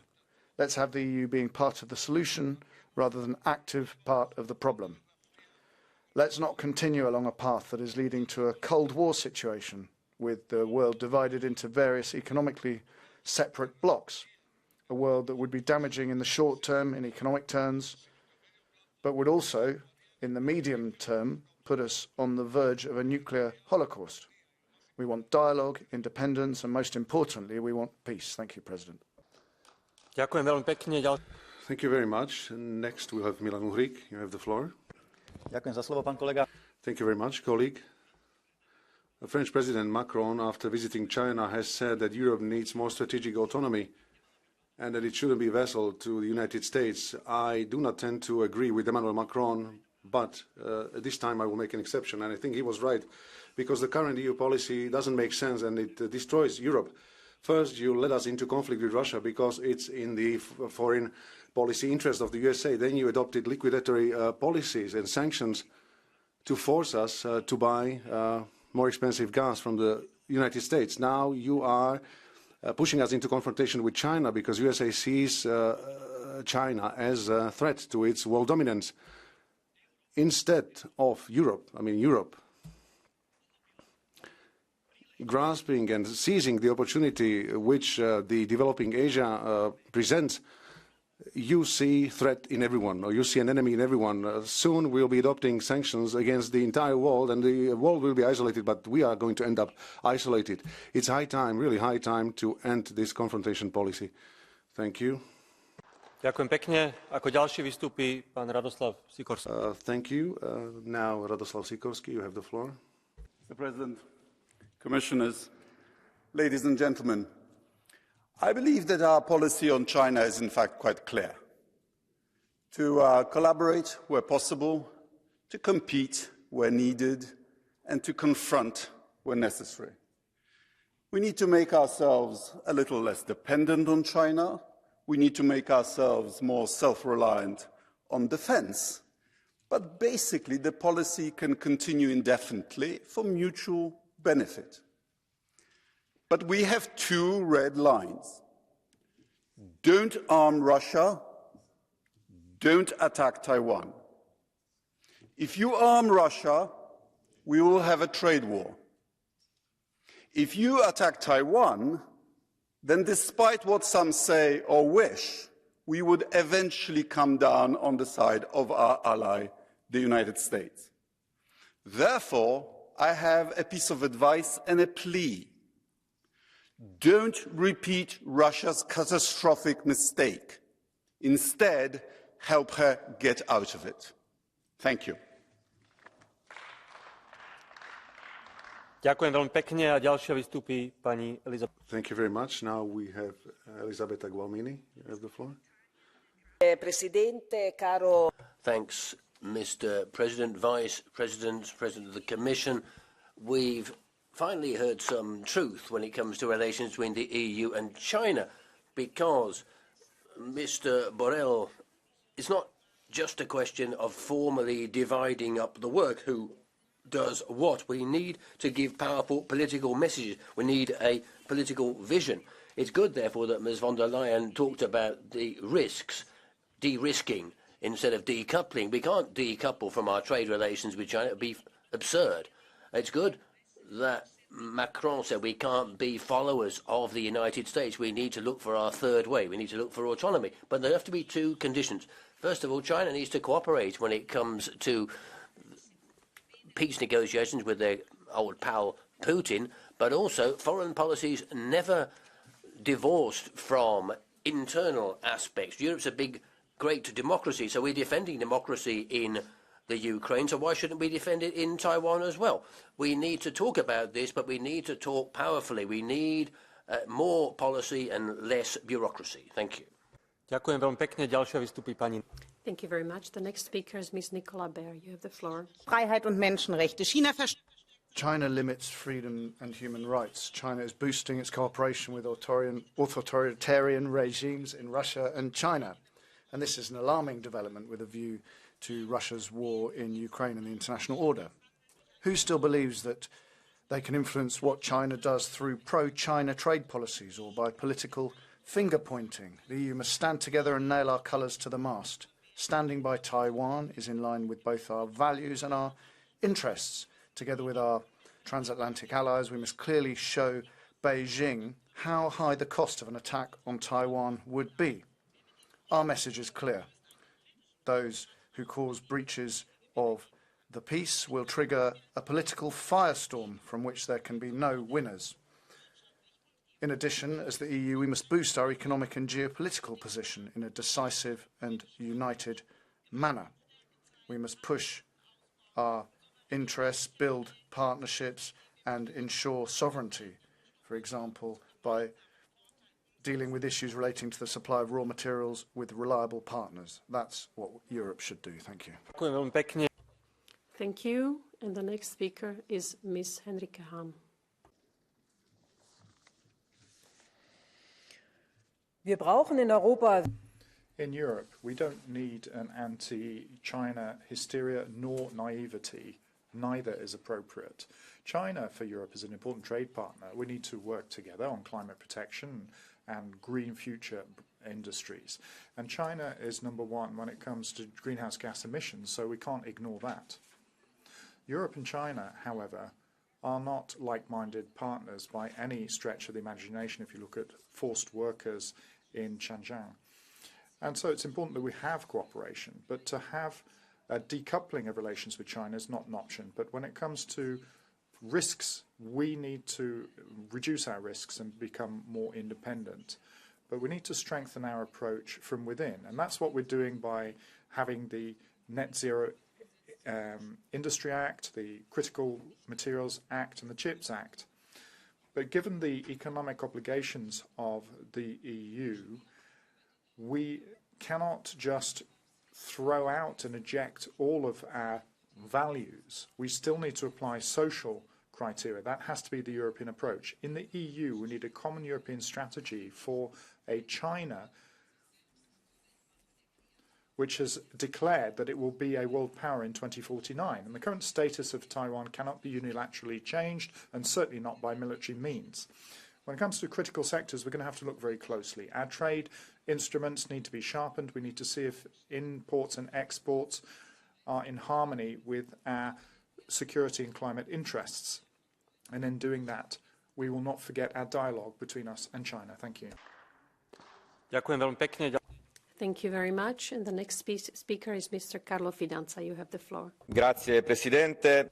Thank you, President, High Representative, Vice President. There's a queue to meet Xi Jinping now in China after Chancellor Scholz, Prime Minister Sanchez, Michelle von der Leyen, Saudi Arabian Taliban ministers. The last few days we had two people from the radical left.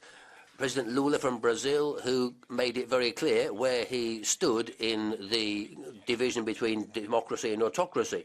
There's also the European side, Mr. Macron, who tried to get back a bit of popularity at home, posing as a new de Gaulle. All he achieved, however, was dividing the West, dividing Europe, which has now got an eastern flank exposed to Russian expansionism and abandoning Taiwan at the same time. Talking about strategic autonomy, but forgetting that it was his crass,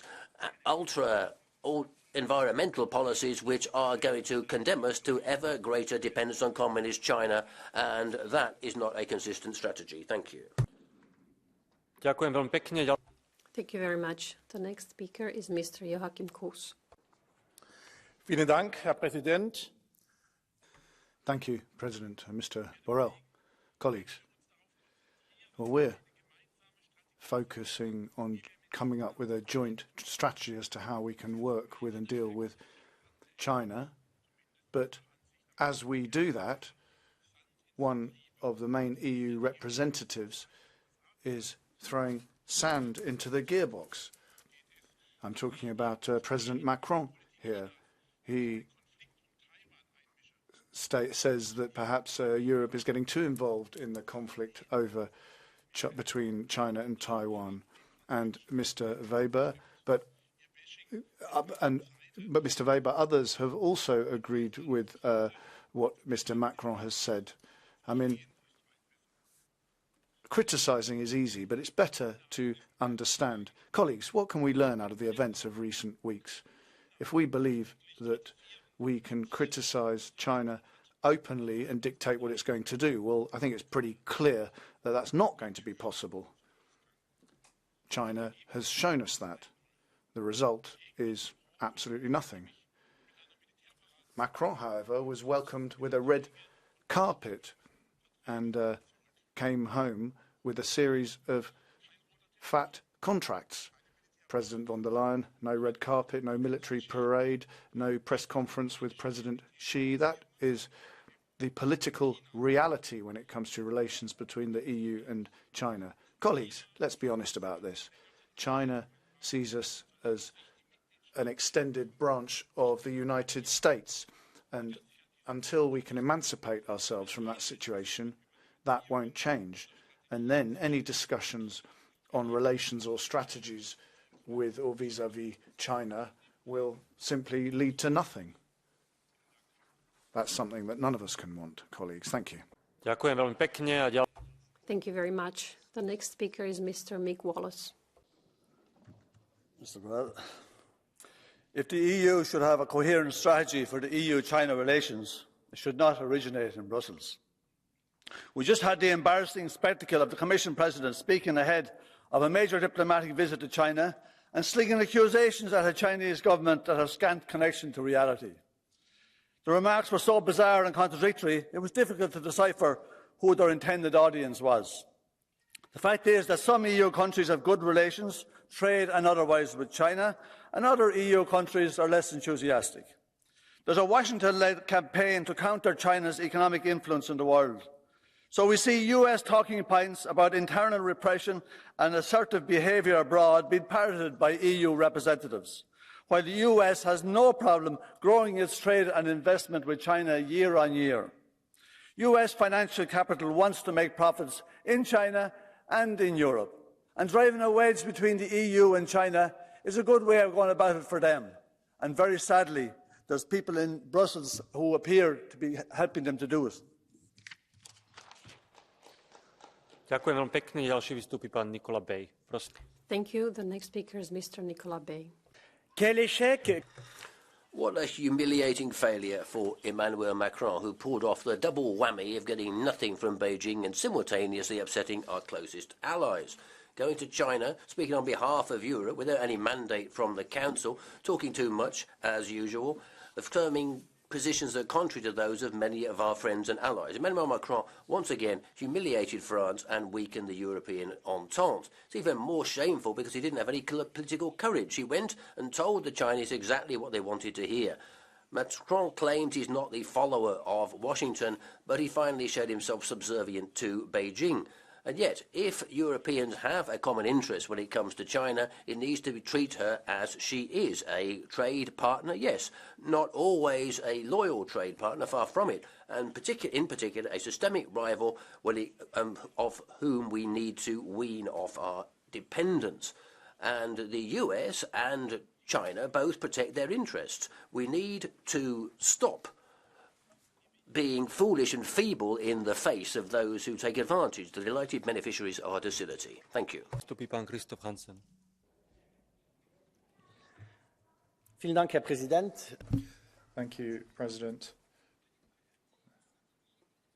Mrs. Vice President. Having a coherent EU strategy in our relations with China, yes, that's something we need, and we have to speak with a single voice. President von der Leyen was very strong in her reaction to the aggressive efforts of China, and that's the right path to tread. And we need to make sure that we share this path with people who share our values. However, Mr. Macron was counterproductive, because if the intention was playing good cop, bad cop with the Chinese, then this buttering up a la sauce Macron was something that went completely down the spout. On the issue of Taiwan, I am also falling on the side of Ms. von der Leyen and Mr. Weber, not on Mr. Macron. To support a burgeoning liberal democracy is not something that is just an American issue. It is in the core interest of Europe as well. If we want to de-risk when it comes to our supply chains, then we have to have partners we can rely on. And part of this is to ratify the Mercosur agreements. We should do that in this term of office, because the economic situation in Argentina does not allow us to wait if we don't want to allow the Chinese to have priority once again. I'm very pleased to hear that Mr. Lambert appears to have recognised this as well, because it's only by doing this that we'll be able to achieve a sustainable transition, and in doing so, this is what we have to do to promote the European sovereignty, which is also necessary. Thank you very much. The next speaker is Mr. Tonino Pizzola. You have the floor. The key question today is, what is our common position on China? We witnessed weekly visits of member states and institutional leaders to China, but we certainly lack coherence.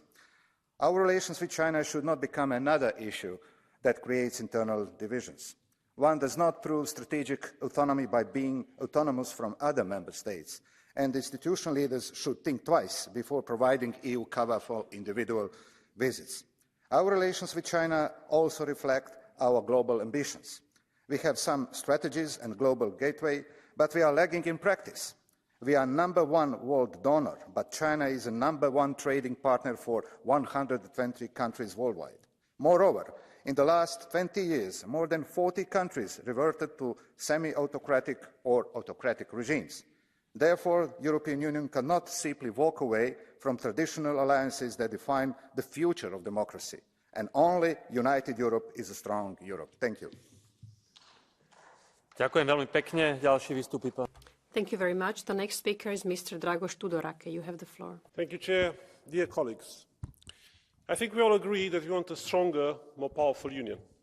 It is in the interest of our member states, our citizens, and in the interest of our strategic partners. This debate should therefore not be about choosing sides. Our partnerships are clear, they cannot be unfollowed. And our competitors and rivals are also well known, and we have a strategy on how to deal with them.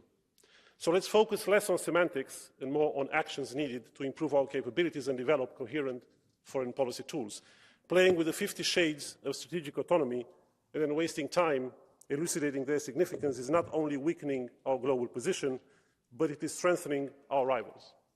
China wants nothing more than to see us divided. Our priorities should be clear. The Taiwan Strait and the Indo-Pacific must remain free and open. China must respect international rules from trade to technology, all the way to the right of Ukraine to its sovereignty and integrity under the UN Charter. So let's focus on delivering that. Thank you. Ďakujem veľmi pekne. Ďalší vystupí pán Janik. Thank you very much. The next speaker is Mr. Yannick Jadot. Chers collègues, sommes-nous dirigés? Colleagues, are we being led by goldfish who have forgotten all the lessons from the war in Ukraine and are repeating the same economic and political errors? I mean, you've got Olaf Scholz going to China and saying the same things to Xi Jinping that he previously said to Putin. The interests of Volkswagen are more important to him than the Uyghur people. And then Macron as well. He went to China to defend France's interests, private interests, and he then showed a full non-alignment with his allies. He showed that Europe's divided. He made alliances more fragile, and he made the situation in Ukraine and Taiwan more fragile too. He basically did the work of everyone who is from the far right or who supports anti-American dictatorships and autocrats. We can't work like that. The issue is not to know who we're aligned with. The issue is to know what we're aligned on. We need to be aligned on our values and the unity of Europe. We need to focus on human rights, and we need to base ourselves on our values. So the Buy European Act, and embargo on all products that are produced using forced labour, and we need to protect our industries as the United States are doing. We need to align ourselves on our values, and we need to stand together. Thank you. Thank you very much. Now, Mr. Zdzisław Krasnodębski, you have the floor. Thank you very much, President. The recent visits by European leaders to China showed that Europe's not the same as its European institutions, and that Europe's highly varied and diverse. President Macron, the German foreign minister, the president of the European Commission, all showed different facets of Europe's strategy. Our strategy up to now has been unsatisfactory. Europe is weakened and China is strengthened. A common strategy can be created only when we have this kind of debate between the various interests, and member states have the right to defend national interests, including President Macron. It's only under such conditions that we'll avoid the errors that we committed in our relations with Russia. And I think today's debate, unfortunately, is not helpful.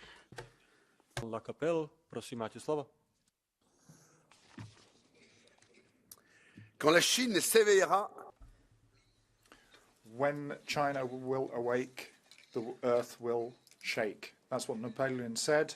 China has awoken and the earth is shaking. We can see the soft soaping strategies, Ms. von der Leyen and others, which are not helping. And we hear Mr. Macron talking about things that only the Chinese want to hear.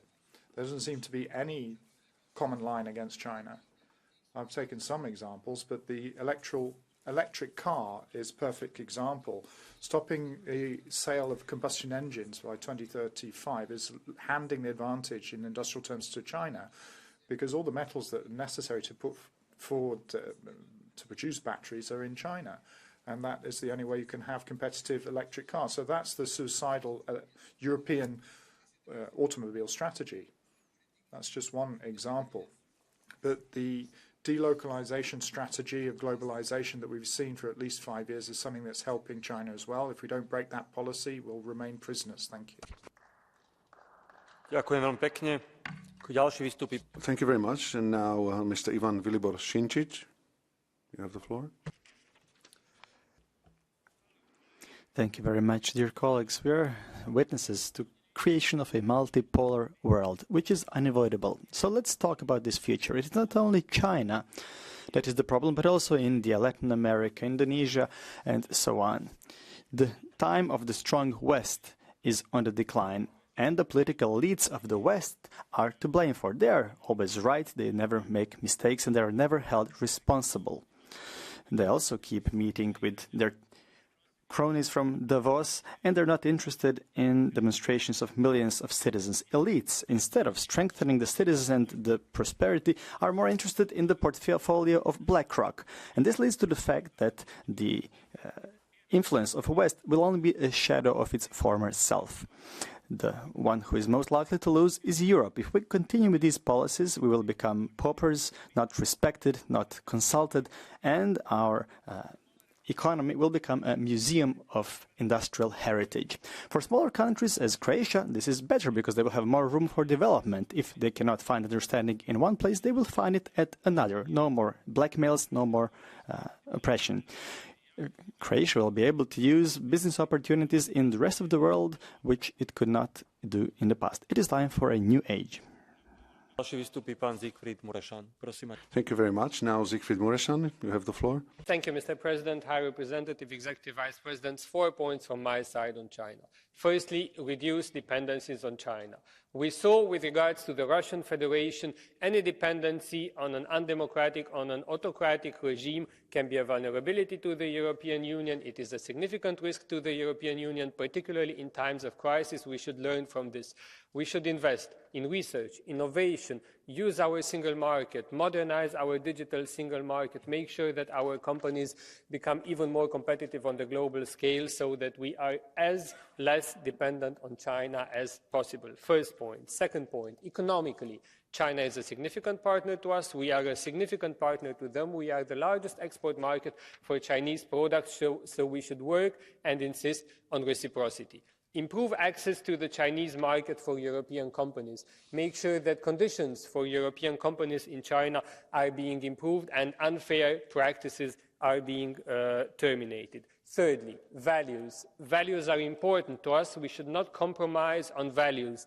A selfie with a communist Chinese leader should not be a goal for the European Union or for any politician coming from the European Union when visiting China. China will not respect us if we are weak. Our objective needs to be to improve our position towards China, speak up on human rights, also when it is difficult. And fourthly, the relation with the United States and other allies. We need to give a clear message. The alliances that we are members of, the alliances of the free world, are important to the European Union, so are our allies. We are sticking together. The objective of China is to have the upper hand in relations to the European Union. We have to avoid this. Thank you very much.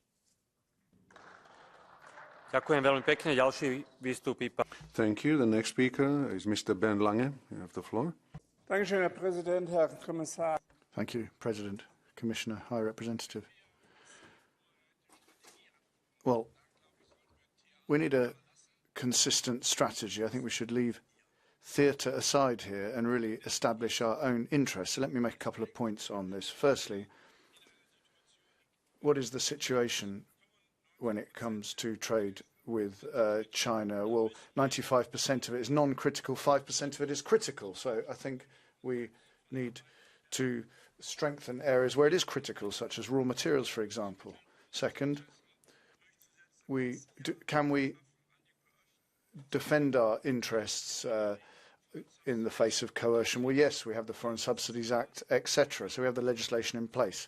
Then, thirdly, we need cooperation in those areas which are of particular interest to us, such as, for example, the reduction in CO2 emissions and the CO2 price. We need China involved in that. And then a fourth point, we need to work closely with reliable partners because we are in competition with China. So we need more bilateral trade agreements. And I think that would help us to defend our interests as well. Thank you very much. Thank you very much. Next speaker is Nicola Danti. You have the floor. Thank you, Mr. President, High Representative, Vice President. 3 key words to try to define a China strategy in 1 minute. First of all, competitiveness.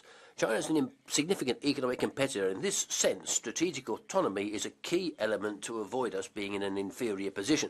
But to achieve it, we need to start to play our role in the world all over again, starting with a partnership with Africa and ratifying the Mercosur Treaty, abandoning political myopia of the last few years and strengthening our links with the South American continent. Secondly, cooperation.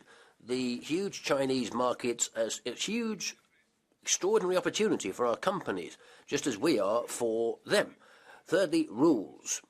Clear rules on intellectual property, on security and user privacy, as well as institutions, which will safeguard European investments in China. 3 words which are just a beginning, a start of a clear message which we need to send out from this House. Any hostile acts against Taiwan or direct or indirect support to Putin's regime won't be tolerated and will have extreme consequences on the economic front as well.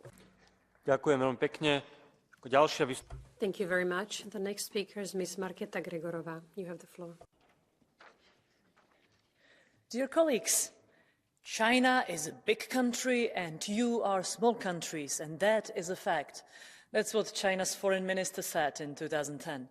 And because individually we are 27 proud but small countries, formats like 14+1 and flashy state visits of national presidents are playing right in the hands of Beijing.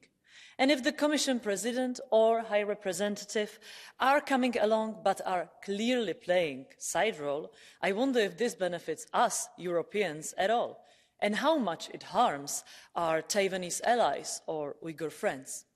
Increasing international tension is forcing us to become serious about European foreign policy. That means qualified majority vote in the Council and treaty change. That means EAS with a mandate. That means that we can discuss content, hopefully, next time, and not how disunited we stand globally at the moment. Thank you. Thank you very much. The next speaker is Mr. Adam Bielan. You have the floor. Mr. President, dear Commissioner, EU-China relations have deteriorated rapidly over the past years, leading to a more realist approach focusing on sharper economic competition and systemic rivalry. In view of the latest developments, including the COVID-19 pandemic, sanctions for human rights violations and China's actions against selected member states, the EU should enhance its resilience, diversify markets and secure supply chains.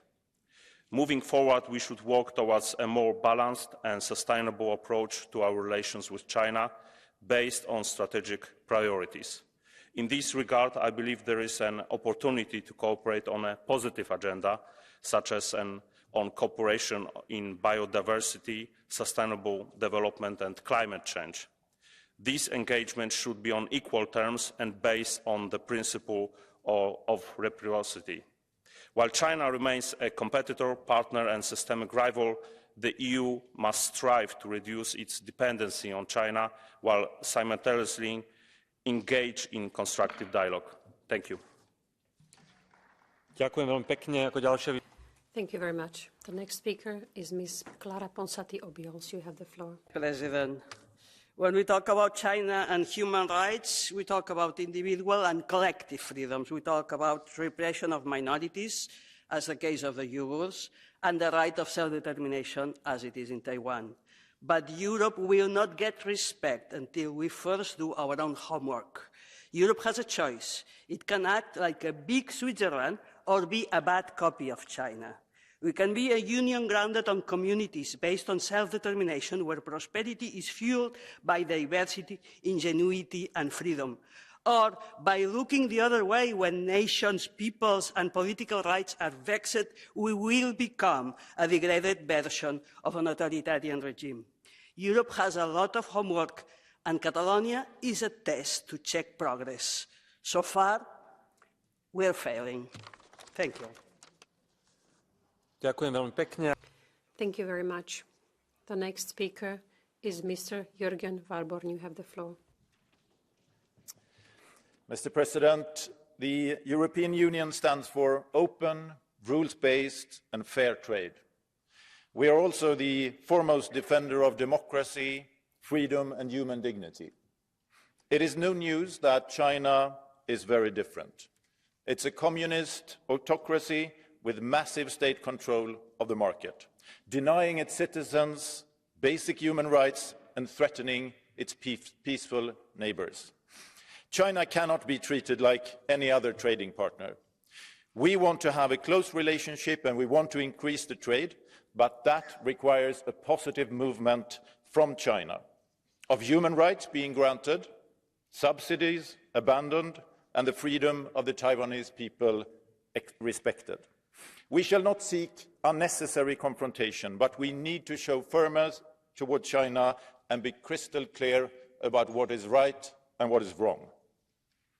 This should be done in unity, with partners, and especially the transatlantic partnership needs to be reinforced further.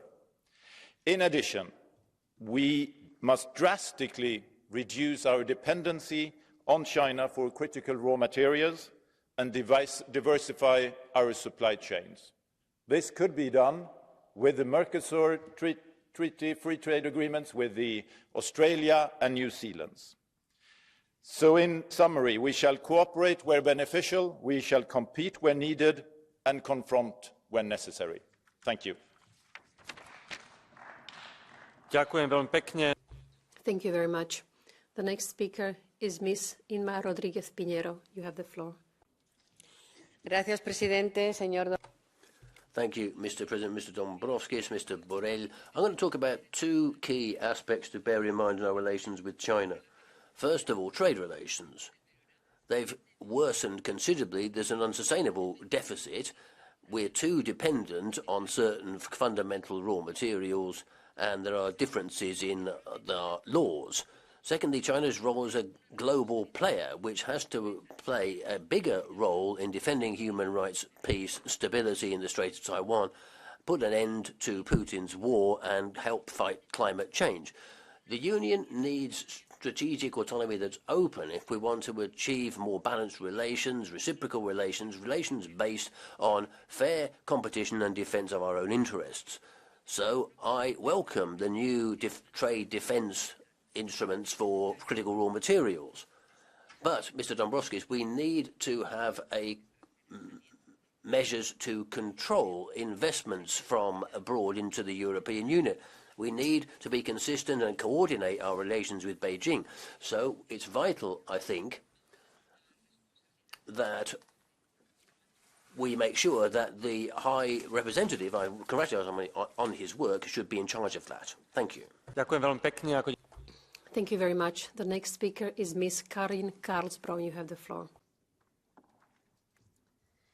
President, Commissioner, the Council, colleagues. This debate has been very much anticipated, especially since President von der Leyen and President Macron's recent visit to China. This is not the first time the EU appears divided on matters of foreign policy. Who is the spokesperson for the EU?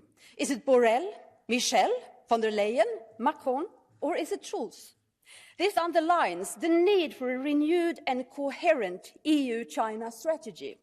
The EU must continue to be the voice for those who cannot speak for themselves in China.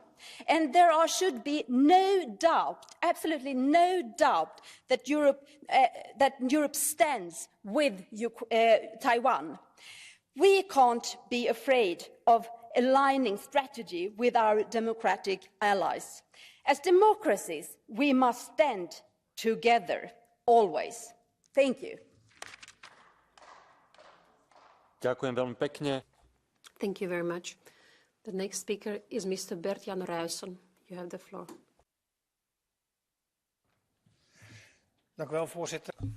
Thank you, President, High Representative, Commissioner, ladies and gentlemen. China's dictatorship, where human rights are trampled underfoot, is something that we've been aware of for a long time. In the meantime, the situation in China is not getting any better, and we're noting this in Europe now. China intimidates, it threatens journalists, it enters into large-scale espionage activities, and then you have the aggressive activities of an approach of China towards Taiwan. The worst thing we can do as the Western world is to allow ourselves to be divided and pit one country against another. Unfortunately, Mr. Macron has underscored that by saying that Taiwan is a US affair. Transatlantic cooperation is absolutely essential, but also investments in independence from China is important, as well as speaking clearly about our vital infrastructure. A specific question to the Commission. When is the new religious freedoms ombudsman going to China? They'll have a lot to talk about. Ďakujem veľmi pekne. Thank you very much. The next speaker is Mr. Giarrusso. Colleghi, Presidente. Colleagues, President, recent events, meetings between European leaders and Chinese leaders showed clearly how important it is to have a European common foreign policy. Europe needs to be present to ensure a balance. We're seeing clear tensions, such as the war in Ukraine, and we're also seeing hidden tensions, and all of that requires us to play a mediating role between other great powers, China and the United States, but also between continents such as Africa. Relations with the United States with China, need to be fostered, but we shouldn't forget human rights and also our own productive capabilities.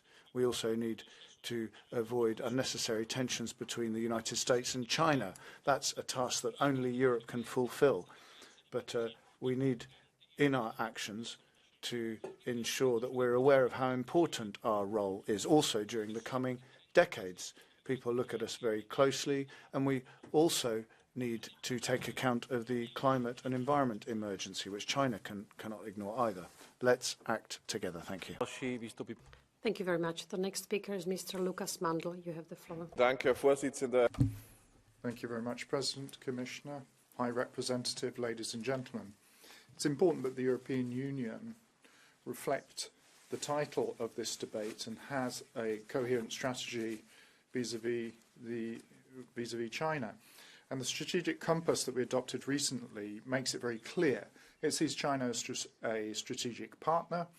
In economic terms, it's a rival, a systemic rival, in fact, and all of the three aspects need to be taken into consideration. But the systemic rival, unfortunately, seems to be predominant. I've been able to visit China over the past 15 years or so, and unfortunately, I think the situation is getting worse and worse when it comes to freedom of expression, when it comes to human rights. Hong Kong used to be a burgeoning trade city, and we're seeing what happens there. And we see what's happening on the world stage. Look at the state of affairs and I'll tell you who your friends are. So let us not be friends with the atrocities being committed in China. There is a question of reciprocity. It can't be acceptable that European companies have no legal certainty in China, whereas China has a clear legal certainty, as with everybody else in Europe. And self-evidently, a strategic partnership needs to be thought through. Ďakujem veľmi pekne. Thank you very much. The next speaker is Mr. Udo Bullmann. You have the floor. Hohe Beauftragte. President, High Representative, colleagues, yes, President von der Leyen gave an interesting speech. We need to look to our economic interests and we need to look to our technological interests. That's quite right. She also mentioned human rights. That's quite right too. We're seeing massive violations in China, but then we need to act as well. I mean, look at our sanctions regime. We need to sanction businesses who provide equipment that is used to violate human rights. We need to ensure that our standards are upheld in terms of labor rights in Xinjiang and other places. We need to ensure that our legislation has teeth. We need to ensure that our development and foreign policy ensures that European money is only spent to benefit businesses who stick to our human rights standards. That is a joint task that we need to fulfill, colleagues, and it's a joint task for all of us and all European institutions. Thank you. Thank you very much. The next speaker is Mr. Jordi Cañas. You have the floor. President, Commissioner, High Representative, when one asks about the need for a coherent strategy, it's either because it's not coherent or we haven't got a strategy at all. If it's all three, then we're really in trouble, because China does have a strategy. Its strategy is hegemony. As you'll be aware, China started this game of hegemony where you've got 2,000 years ago, where people are struggling to control the same territory. So China has been playing Go, the game that I've just mentioned, in strategic terms all over the world, in Africa, Latin America, and what's Europe been doing? Nothing, or at least not enough. China's a global player, so the question is, do we want to be a global player, or do we want to be a piece on the Go board? I think we want to be a global actor, global player, and that's going to cost us. Because if you're not a global player, you're running a risk of being a piece on a board in a game, and often pieces like that are sacrificed. Thank you. Thank you very much. The next speaker is Mr. Alexander Vondra. You have the floor. Dear friends, China is emerging superpower and aspiring to be the global #1.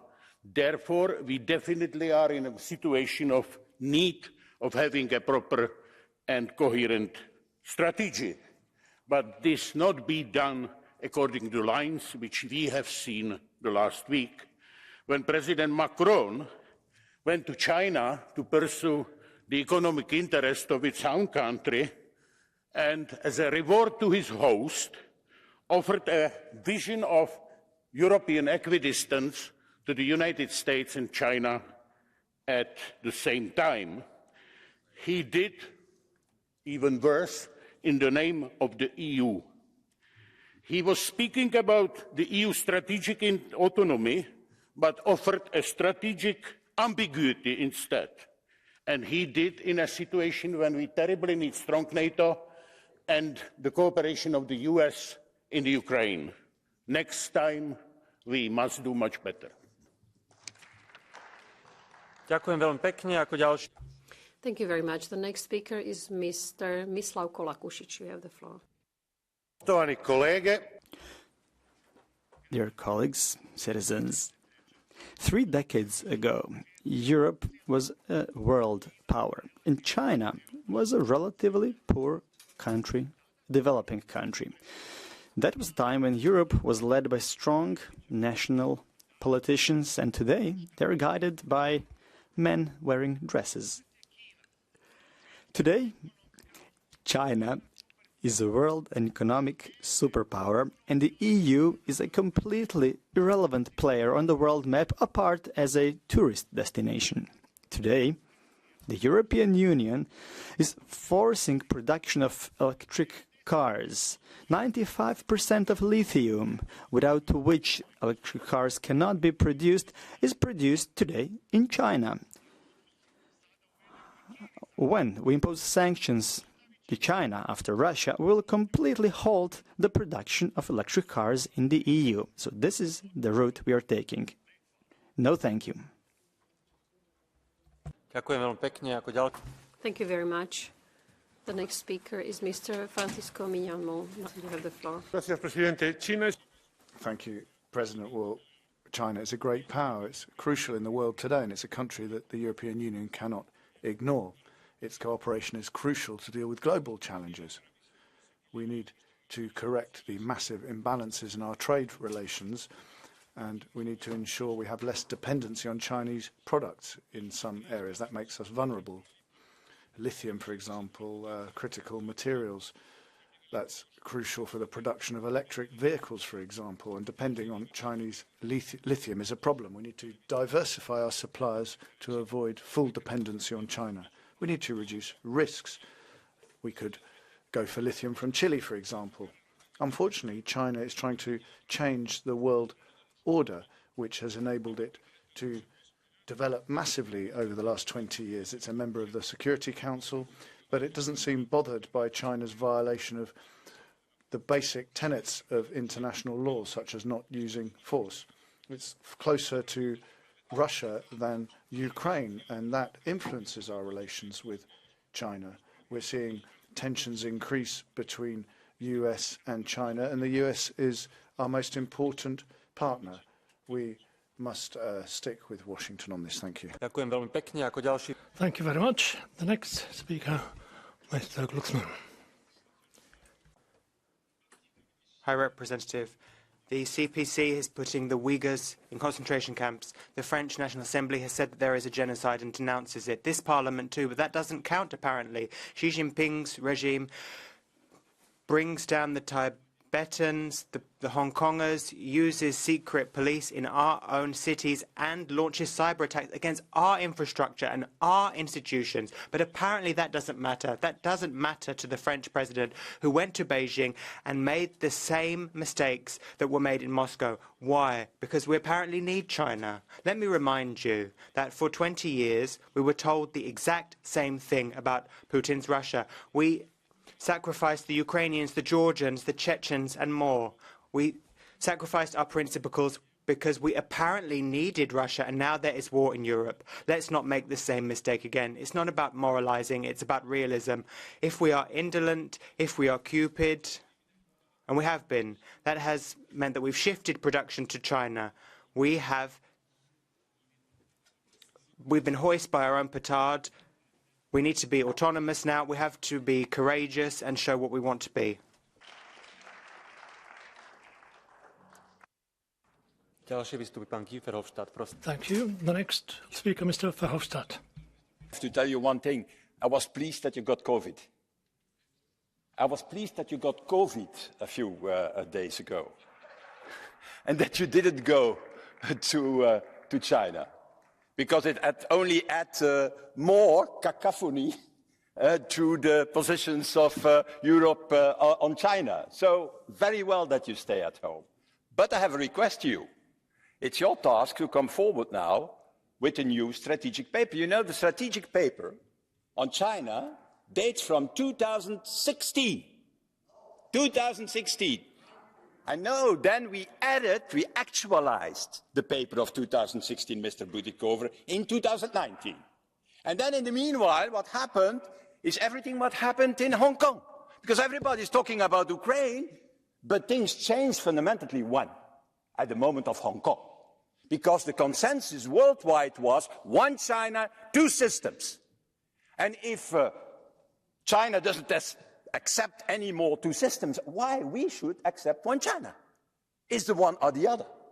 So my plea to you is to come forward the fastest as possible in the 3 months from coming with a new communication strategy paper on China, sending it to the Council, sending it to the European Parliament, and to define this new strategy.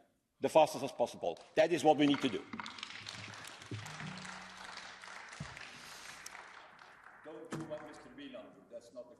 Sorry, we're running late. I am sorry. The next speaker, Mr. Patryk Jaki, you have the floor. Thank you, Chair.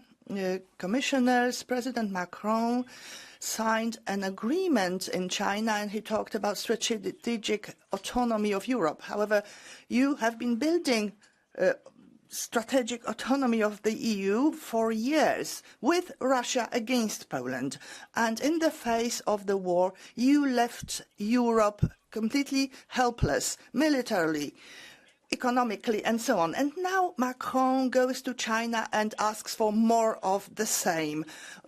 He talks about pushing away the US. However, what would Ukraine do without the US and Poland? It would have fallen a long time ago. It would have been completely helpless with your helmets and your energy-saving bulbs. So the ideas of France, of Germany about autonomy has cost Europe too much. However, I have an appeal to the leaders of Eastern and Central Europe. If you do not wake up, you will have autonomy, but made by Russia and China. Ďakujem veľmi pekne. Ako ďalší... Thank you very much. Alexandrov Jordanov. Prosím, máte slovo. Mr. Jordanov. Уважаемый господин председател, Mr. President, it is a strategic mistake to view our relations with China only from the point of view of commercial interests. We should not forget about human rights and democracy. It is dangerous to think that we need strategic autonomy from the United States. The Chinese regime is a threat both to the US and to Europe. This is a real threat. The communists have decided to annex Taiwan through force, drawing on the example of Russia's invasion of Ukraine. Their doctrine of a unified China means no independent democratic Taiwan. The democratic Western world should be united. If business is successful, but democracy is not, this would lead to a crisis of our values and the European way of life. Thank you. Ako ďalšia vystúpi pani... The next. Prosím, máte slovo. Thank you very much, Chair. Collega's, deze legislatuur... Dear colleagues, now this legislature is coming to an end. It's been characterized by the Green Deal, by the pandemic, and by the war in Ukraine. And all of this indicates that we must really be careful about our foreign policy, and we must be consistent. We do that when we're talking about Ukraine, but unfortunately we don't do this when it comes to China. And the cacophony which we've just heard is really shameful, Mr. High Representative. And there's no point in dealing with our short-term economic interests. We're talking about values, and our policy must be based on values. We're dealing with China and the human rights and the problems in that country with human rights. I agree with Mr. Guy Verhofstadt. This isn't always the case, but in this case, we are. There are two possible systems in China. We've got to be clear, as far as Taiwan is concerned, we're not going to accept, Europe must not accept that we leave Taiwan in the lurch. There should be no cacophony on that score. Thank you. Ďakujem veľmi pekne. Ako ďalšia vystúpi... Thank you very much. Nathalie Vazot is the next speaker. Thank you, President, High Representative. Now, 1 minute to speak about China is not a lot. You can put into 1 minute just about what you can put into a tweet, but sometimes you do speak too much. And sometimes we pay more attention to words than to acts. But since I don't have a lot of time, let's talk about acts. Who pushed the European Union towards controlling foreign investment in strategic sectors? France. Who's playing the role of a driving force to fight against our dependency in terms of semiconductors or raw materials? The French government. Who is the only head of European state to have gone to Peking with the President of the Commission? And I would like to pay tribute to what she has said, which is very correct. Well, it was Emmanuel Macron. Now, which European ship was in the Strait of Taiwan when the Chinese Navy was carrying out maneuvers which were pointless and provocative? a French frigate, the Prairial. So I would like to express a wish. We should all try to be as clear and firm as Ursula von der Leyen on China and Taiwan. We should all be as committed as France is and ensure that we translate our words into actual action. Thank you very much. Mrs. Juliana Zovko is next, please. The floor is yours. We are at a crucial junction in our relations with China. While we acknowledge China as a partner, competitor, and systemic rival, our bilateral relations have become increasingly challenging in recent years. China's recent assertive actions in the Strait of Taiwan and its ambiguous stance on the Russian aggression in Ukraine have further affected our relations. In this geopolitically volatile world, the European Union must take a unified position on China, while working closely with our transatlantic and Indo-Pacific allies. I welcome the recent visit of President von der Leyen to China, as it underscores our commitment to maintaining an open and constructive dialogue with China. Nevertheless, even as we seek to build stronger relations with China, we must remain steadfast in highlighting human rights abuses, maintaining a rule-based international order, and promoting fair trade and investment practices. The economy is important, but above all, it is crucial that we stand behind our values. Thank you. Thank you very much. As next is Mr. René Repassi. Please, the floor is yours. Sehr geehrter Herr Präsident, President, High Representative, colleagues, it should be simple, easy to have a coherent strategy for EU-China relations, because we want to have strategic autonomy, whatever that means. And we have strategic autonomy, and we're not led by our partners or our rivals. So we have to diversify our trading partners so that we're not victims of coercion. And that was a hard lesson we've learnt from Russia. The second lesson is that the EU can never and should never be neutral. It must speak with one voice if there is threat of a war or a war.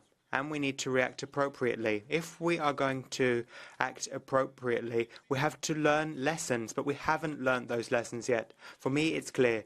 The status quo in the Strait of Taiwan cannot be changed.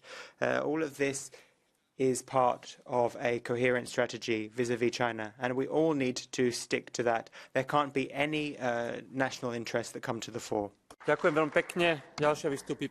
very much. Mrs. Senja Hahn has the floor.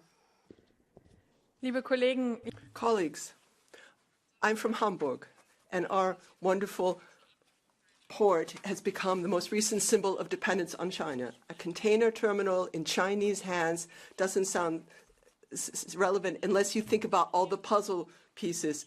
Other than this one, there's Rotterdam, there's 14 other ports.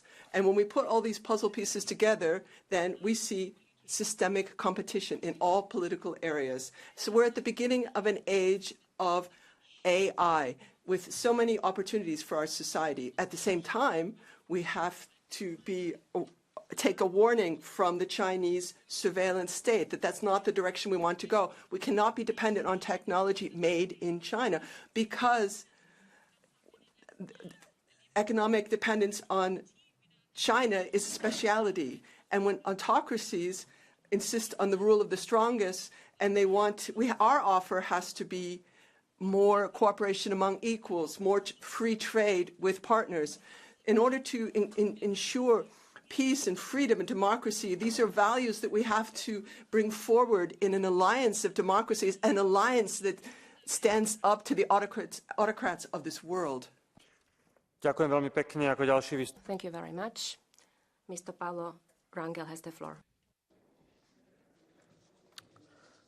President, High Representative, Vice President. As relações entre Portugal e a China. Portugal-Chinese relations go back so long in history, the longest of any two nations. We know how important it is to have dialogue and trade with China. But their untrammeled friendship with Russia, their treatment of the Uyghurs, their actions vis-à-vis Taiwan all need to be talked about. And we need to back President von der Leyen, not President Macron. We need strategic autonomy for Europe.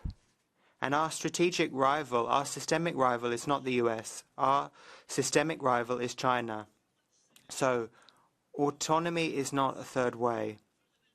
Europe will only be truly strategically autonomous if we are one that looks across the pond and one that cultivates ties with the US.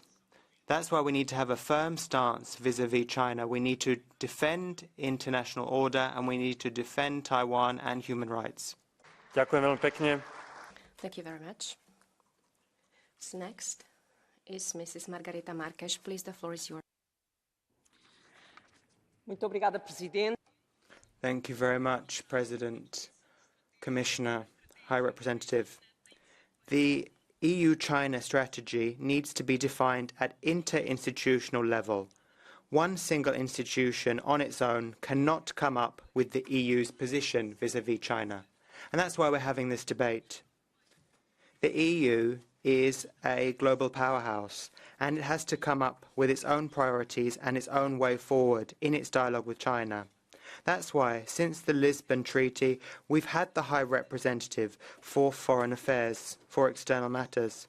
We know that last year there were new turbulences in our bilateral relationship with China. We know that China represents challenges and opportunities, but these have changed over time. We have red lines. The respect for human rights is one of those.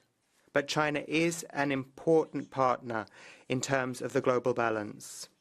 At the end of the day, we need to have a political, economic and security-based strategy that will benefit the EU, which will ensure our strategic autonomy and which will contribute to peace and multilateralism. Thank you. Ďakujem veľmi pekne. Ako ďalší vystupí pán. Thank you very much. Mr. Ilan Kulchuk has the floor. Dear President, dear Mr. Borrell, dear Vice President of the European Commission, colleagues, this debate is certainly not about two things. This debate is not about playing the blaming game, and this is not about choosing sides, because we know our sides. We know our partners, we know our friends, and we are working together with them. But this debate is certainly about the topic, the need for coherent strategy for EU-China relationship. And we need the strategy, Mr. Borrell, and this was strongly suggested to you by many colleagues before me. I do agree with those saying that the EU-China relationship is of strategic importance, but we should be clear that China poses a challenge to the liberal order of today. The country is a global powerhouse, and we need to address the challenges at stake together. First and foremost, the EU must prioritize its security interests in its relationship with China. We need to carefully assess the implications of Chinese military activities in Taiwan, but also to talk boldly about human rights. What China is doing in Xinjiang region with Uyghurs is completely unacceptable, and I want to state this clearly from this House. Thank you. Thank you very much. As next, Mrs. Frances Fitzgerald has the floor.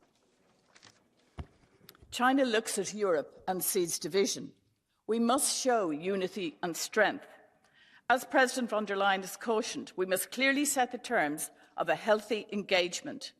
We must be honest and clear and recognise that China certainly does not play by our rules. And yet, China is a vital trading partner, but it seeks to dominate vital supply chains. Their acts are not in line with our European values. Human rights abuses of the Uyghurs, an opaque stand on the Ukraine invasion, threatening freedom and democracy in their own backyard. We must play to our strengths, promote global trade, and engage as an equal. We must take the lead, along with our partners in the democratic world, in regulating critical sectors such as AI, to protect global standards and the protection of rights. China's interactions with Putin are a cause of absolutely serious concern. Any support in the form of weapons or otherwise would be hugely detrimental to our future relations. We should not allow ourselves to be divided. Thank you. Thank you very much. What's next is Mr. Niels Fuchslag. Please, the floor is yours. While China in recent years has become more autocratic, we in Europe has become more dependent on China. And you can see how significant it is with raw materials coming from China for our industries, and how our critical infrastructure ends up in Chinese hands. Here, for example, China's purchasing of Greece's largest port, Piraeus, and China's new plans to buy a part of the Hamburg port.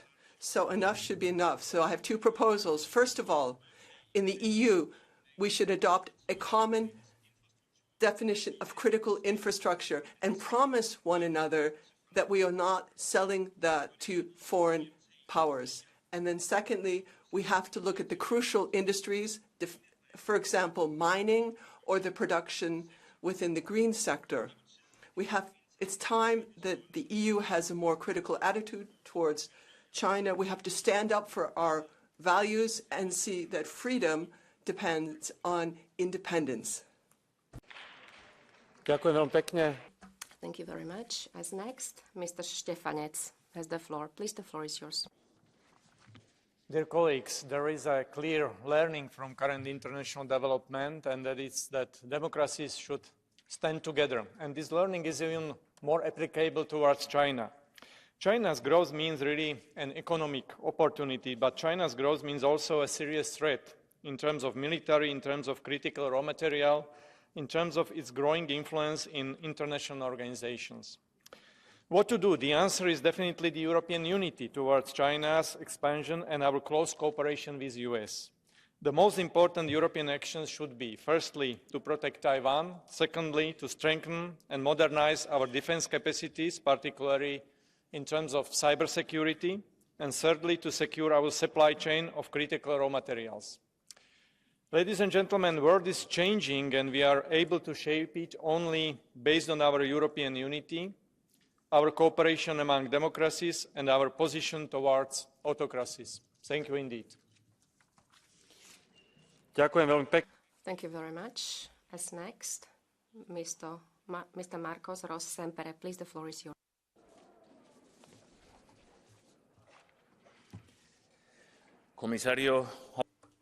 Commissioner, High Representative, what have we learned during this time in office? We cannot forget the saddest, most difficult times during the pandemic, when we were dependent on China for PPE, and we see it now with the energy crisis we're going through. China is stockpiling fuel, and we, meanwhile, are fighting for energy independence in Europe. The EU must step up and become a true geopolitical power. That means becoming less dependent, technologically speaking, and in terms of production, on other countries. We must learn the tough lessons from this term in office. We've got it in us to be strategically autonomous. That doesn't mean cutting ties with China in trade terms. It means rebalancing them. Every member state mustn't work on its own, but we must work together with one voice in a coordinated fashion, as Mr. Borrell said. Above all, we need to be aware of the fact that the EU is and must be a world reference point for democracy and for the respect of human rights. Thank you. Thank you very much. As next, Mr. Peter van Dalen has the floor. Please, the floor is yours. President, in China, many Christians and other religions are persecuted. The Uyghurs disappear into camps. There's illegal use of human organs. China just goes for raw materials no matter where they are, and China imports oil from Russia. So this is reason enough for a European boycott against China. But unfortunately, this is not feasible because in this House there are more followers of the merchants than the ministers in a church. And therefore, we must try to tackle things in a different way.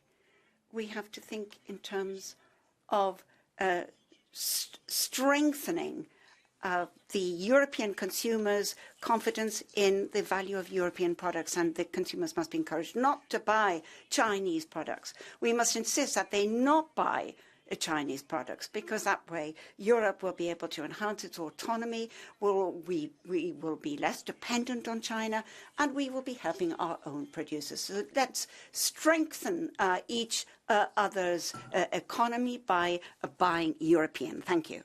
Ďakujem veľmi pekne. Ako ďalší vystupí pán Erik Berg. Thank you very much. The next speaker, Mr. Bergqvist. Erik van Dalen.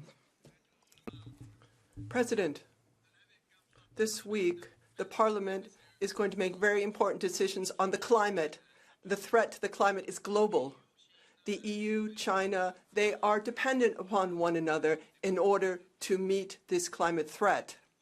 We are dependent on trade and cooperation in order to produce important things, some like wind turbines and solar panels. If we're going to meet this climate challenge, then we have to develop our cooperation. At the same time, we're much too dependent on China, especially with access to critical raw earths, where we have to find more other partners, more stable partners. So if we talk about climate, China has to be included in the work.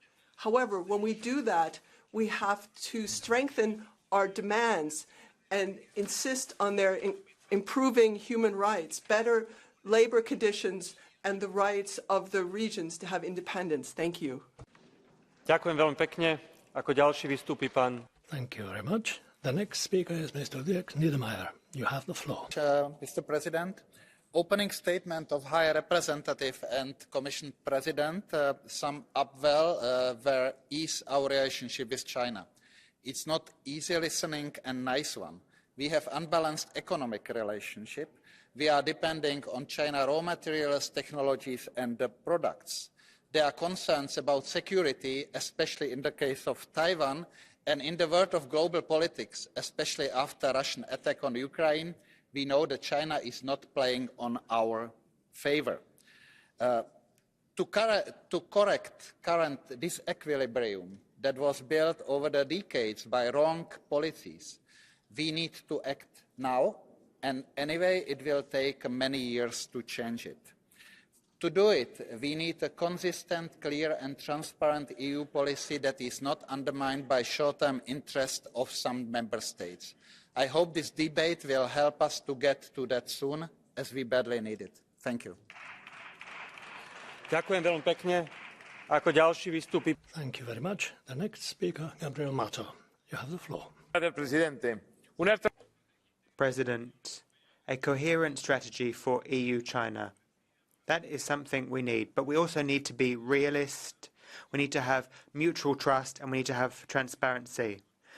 No one is denying that ties with China are complex, but it is a necessary partner if we are to deal with global challenges. It's a strong economic partner, but it must do that in line with WTO rules. And it is also a strategic and systemic rival.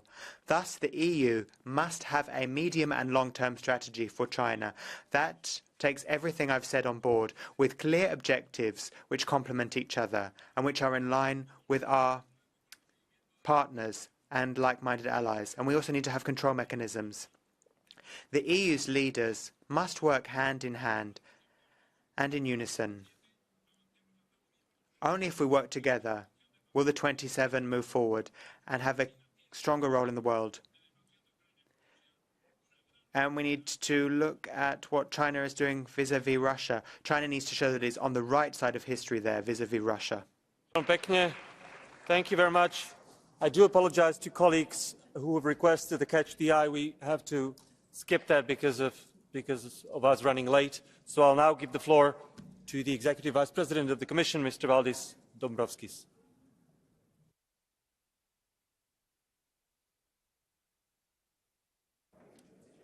Mr. Chair, Honourable High Representative, Madam Minister, honourable members.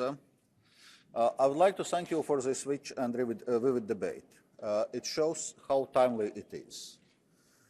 Today's debate clearly attests that EU-China relationship must be seen in an increasingly complex geopolitical context. Several speakers stressed China's ambiguous position on Russia's war of aggression against Ukraine. It hurts EU-China relations, just as Europe is deeply hurt by the war on its continent. On Taiwan, the EU remains strongly opposed to any unilateral change of status quo in Taiwan Strait, especially by use of force. Its preservation has been a way for a peaceful development, economic growth and prosperity in the region. It is key to exercise restraint. Tensions should be resolved through a meaningful and open dialogue. The EU will continue its efforts aiming to preserve peace and stability in the region. Yet, despite the worsening political context, the EU-China trade remains robust. Total goods trade between the EU and China reached a total of €856 billion in 2022. It means €2.3 billion of trade every day. However, while overall beneficial, the EU-China economic relationship remains critically unbalanced. For instance, in 2022, the EU's bilateral trade deficit with China reached an unprecedented level, €396 billion. As President von der Leyen said, there is an urgent need to rebalance our relationship. We should seek more transparency, predictability and reciprocity. To achieve this goal, engagement with China will be key, including on trade irritants. The high-level dialogues on economy and trade, on environment and climate, and on digital are valuable platforms for the engagement. It is, of course, important that they produce concrete results. It is a matter of credibility. Finally, as the President emphasized today, the central part of our future China strategy must be economic de-risking. Going forward, the EU's objective is to avoid over-dependencies on China. For example, the EU should not overly depend on China for critical raw materials that are essential for the green and digital transition. It means diversifying sources of EU supplies, and this is very different from economic decoupling. The Commission will put forward a new economic security strategy in the coming months. Honourable members, to conclude, I fully agree with this House. To succeed our relationship with China, Europe must show a united stance. So I would like to thank honourable members of this Parliament for re-emphasising this major point today. Thank you.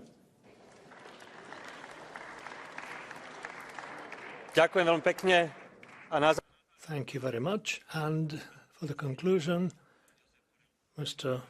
Josep Borrell has the floor.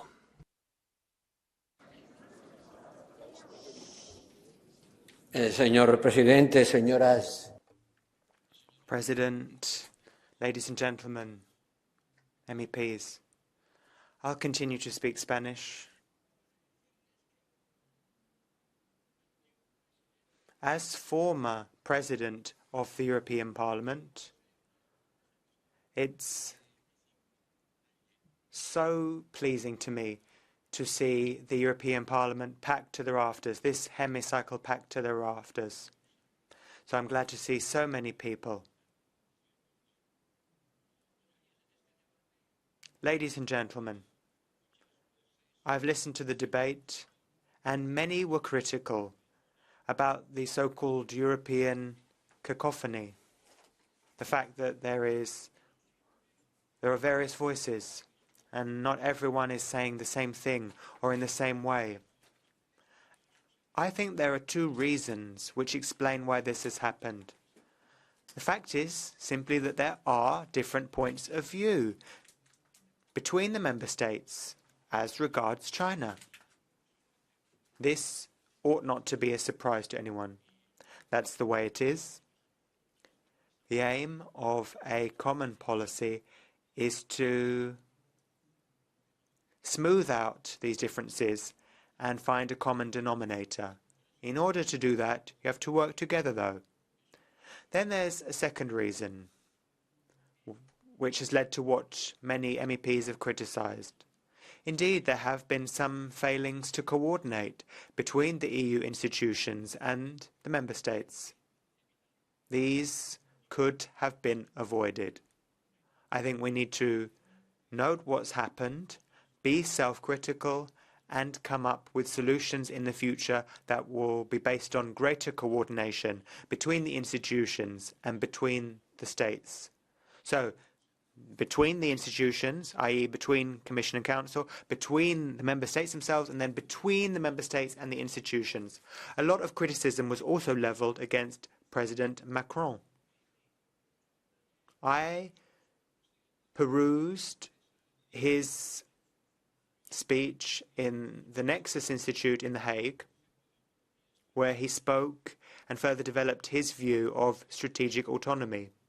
I think many of his ideas were very positive and pro-European, and I completely back them. And I think we need to continue to work on a concept that isn't contradictory with our Atlantic Alliance, something that isn't about finding alternatives to our partnership with the US. No, it's not about an alternative to NATO. Quite the contrary. It's about making our transatlantic ties even stronger. And they will be stronger if we ourselves are stronger. The US and NATO cannot be responsible for solving all of the crises that have fallout for Europe. We have to develop our own capacity. As I said earlier, reducing risk is also tantamount to improving our autonomy. So risk and autonomy are in contradiction to each other. So if we reduce our risk, we can become more strategically autonomous. There are political and economic risks. Alliances are only stable and deserve that name if they are balanced. If they are unbalanced, then they're not true alliances. They're another kind of relationship. We, as Europeans, need to be strong so that our transatlantic partnership can be stronger. We also need to talk about economic security. But economic security is also closely linked to security. I say economic security, but it boils down to security.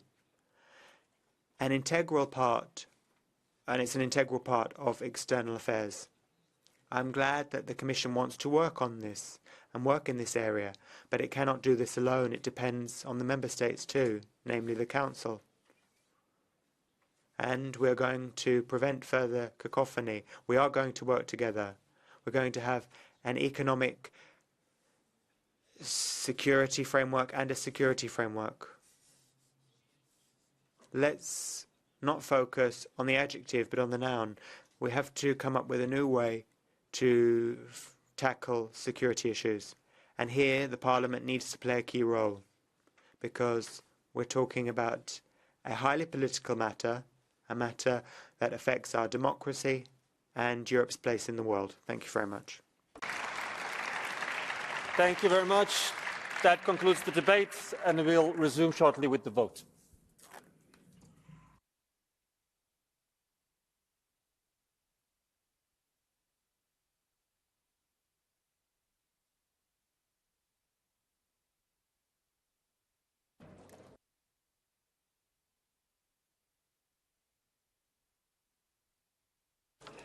Good afternoon, dear colleagues.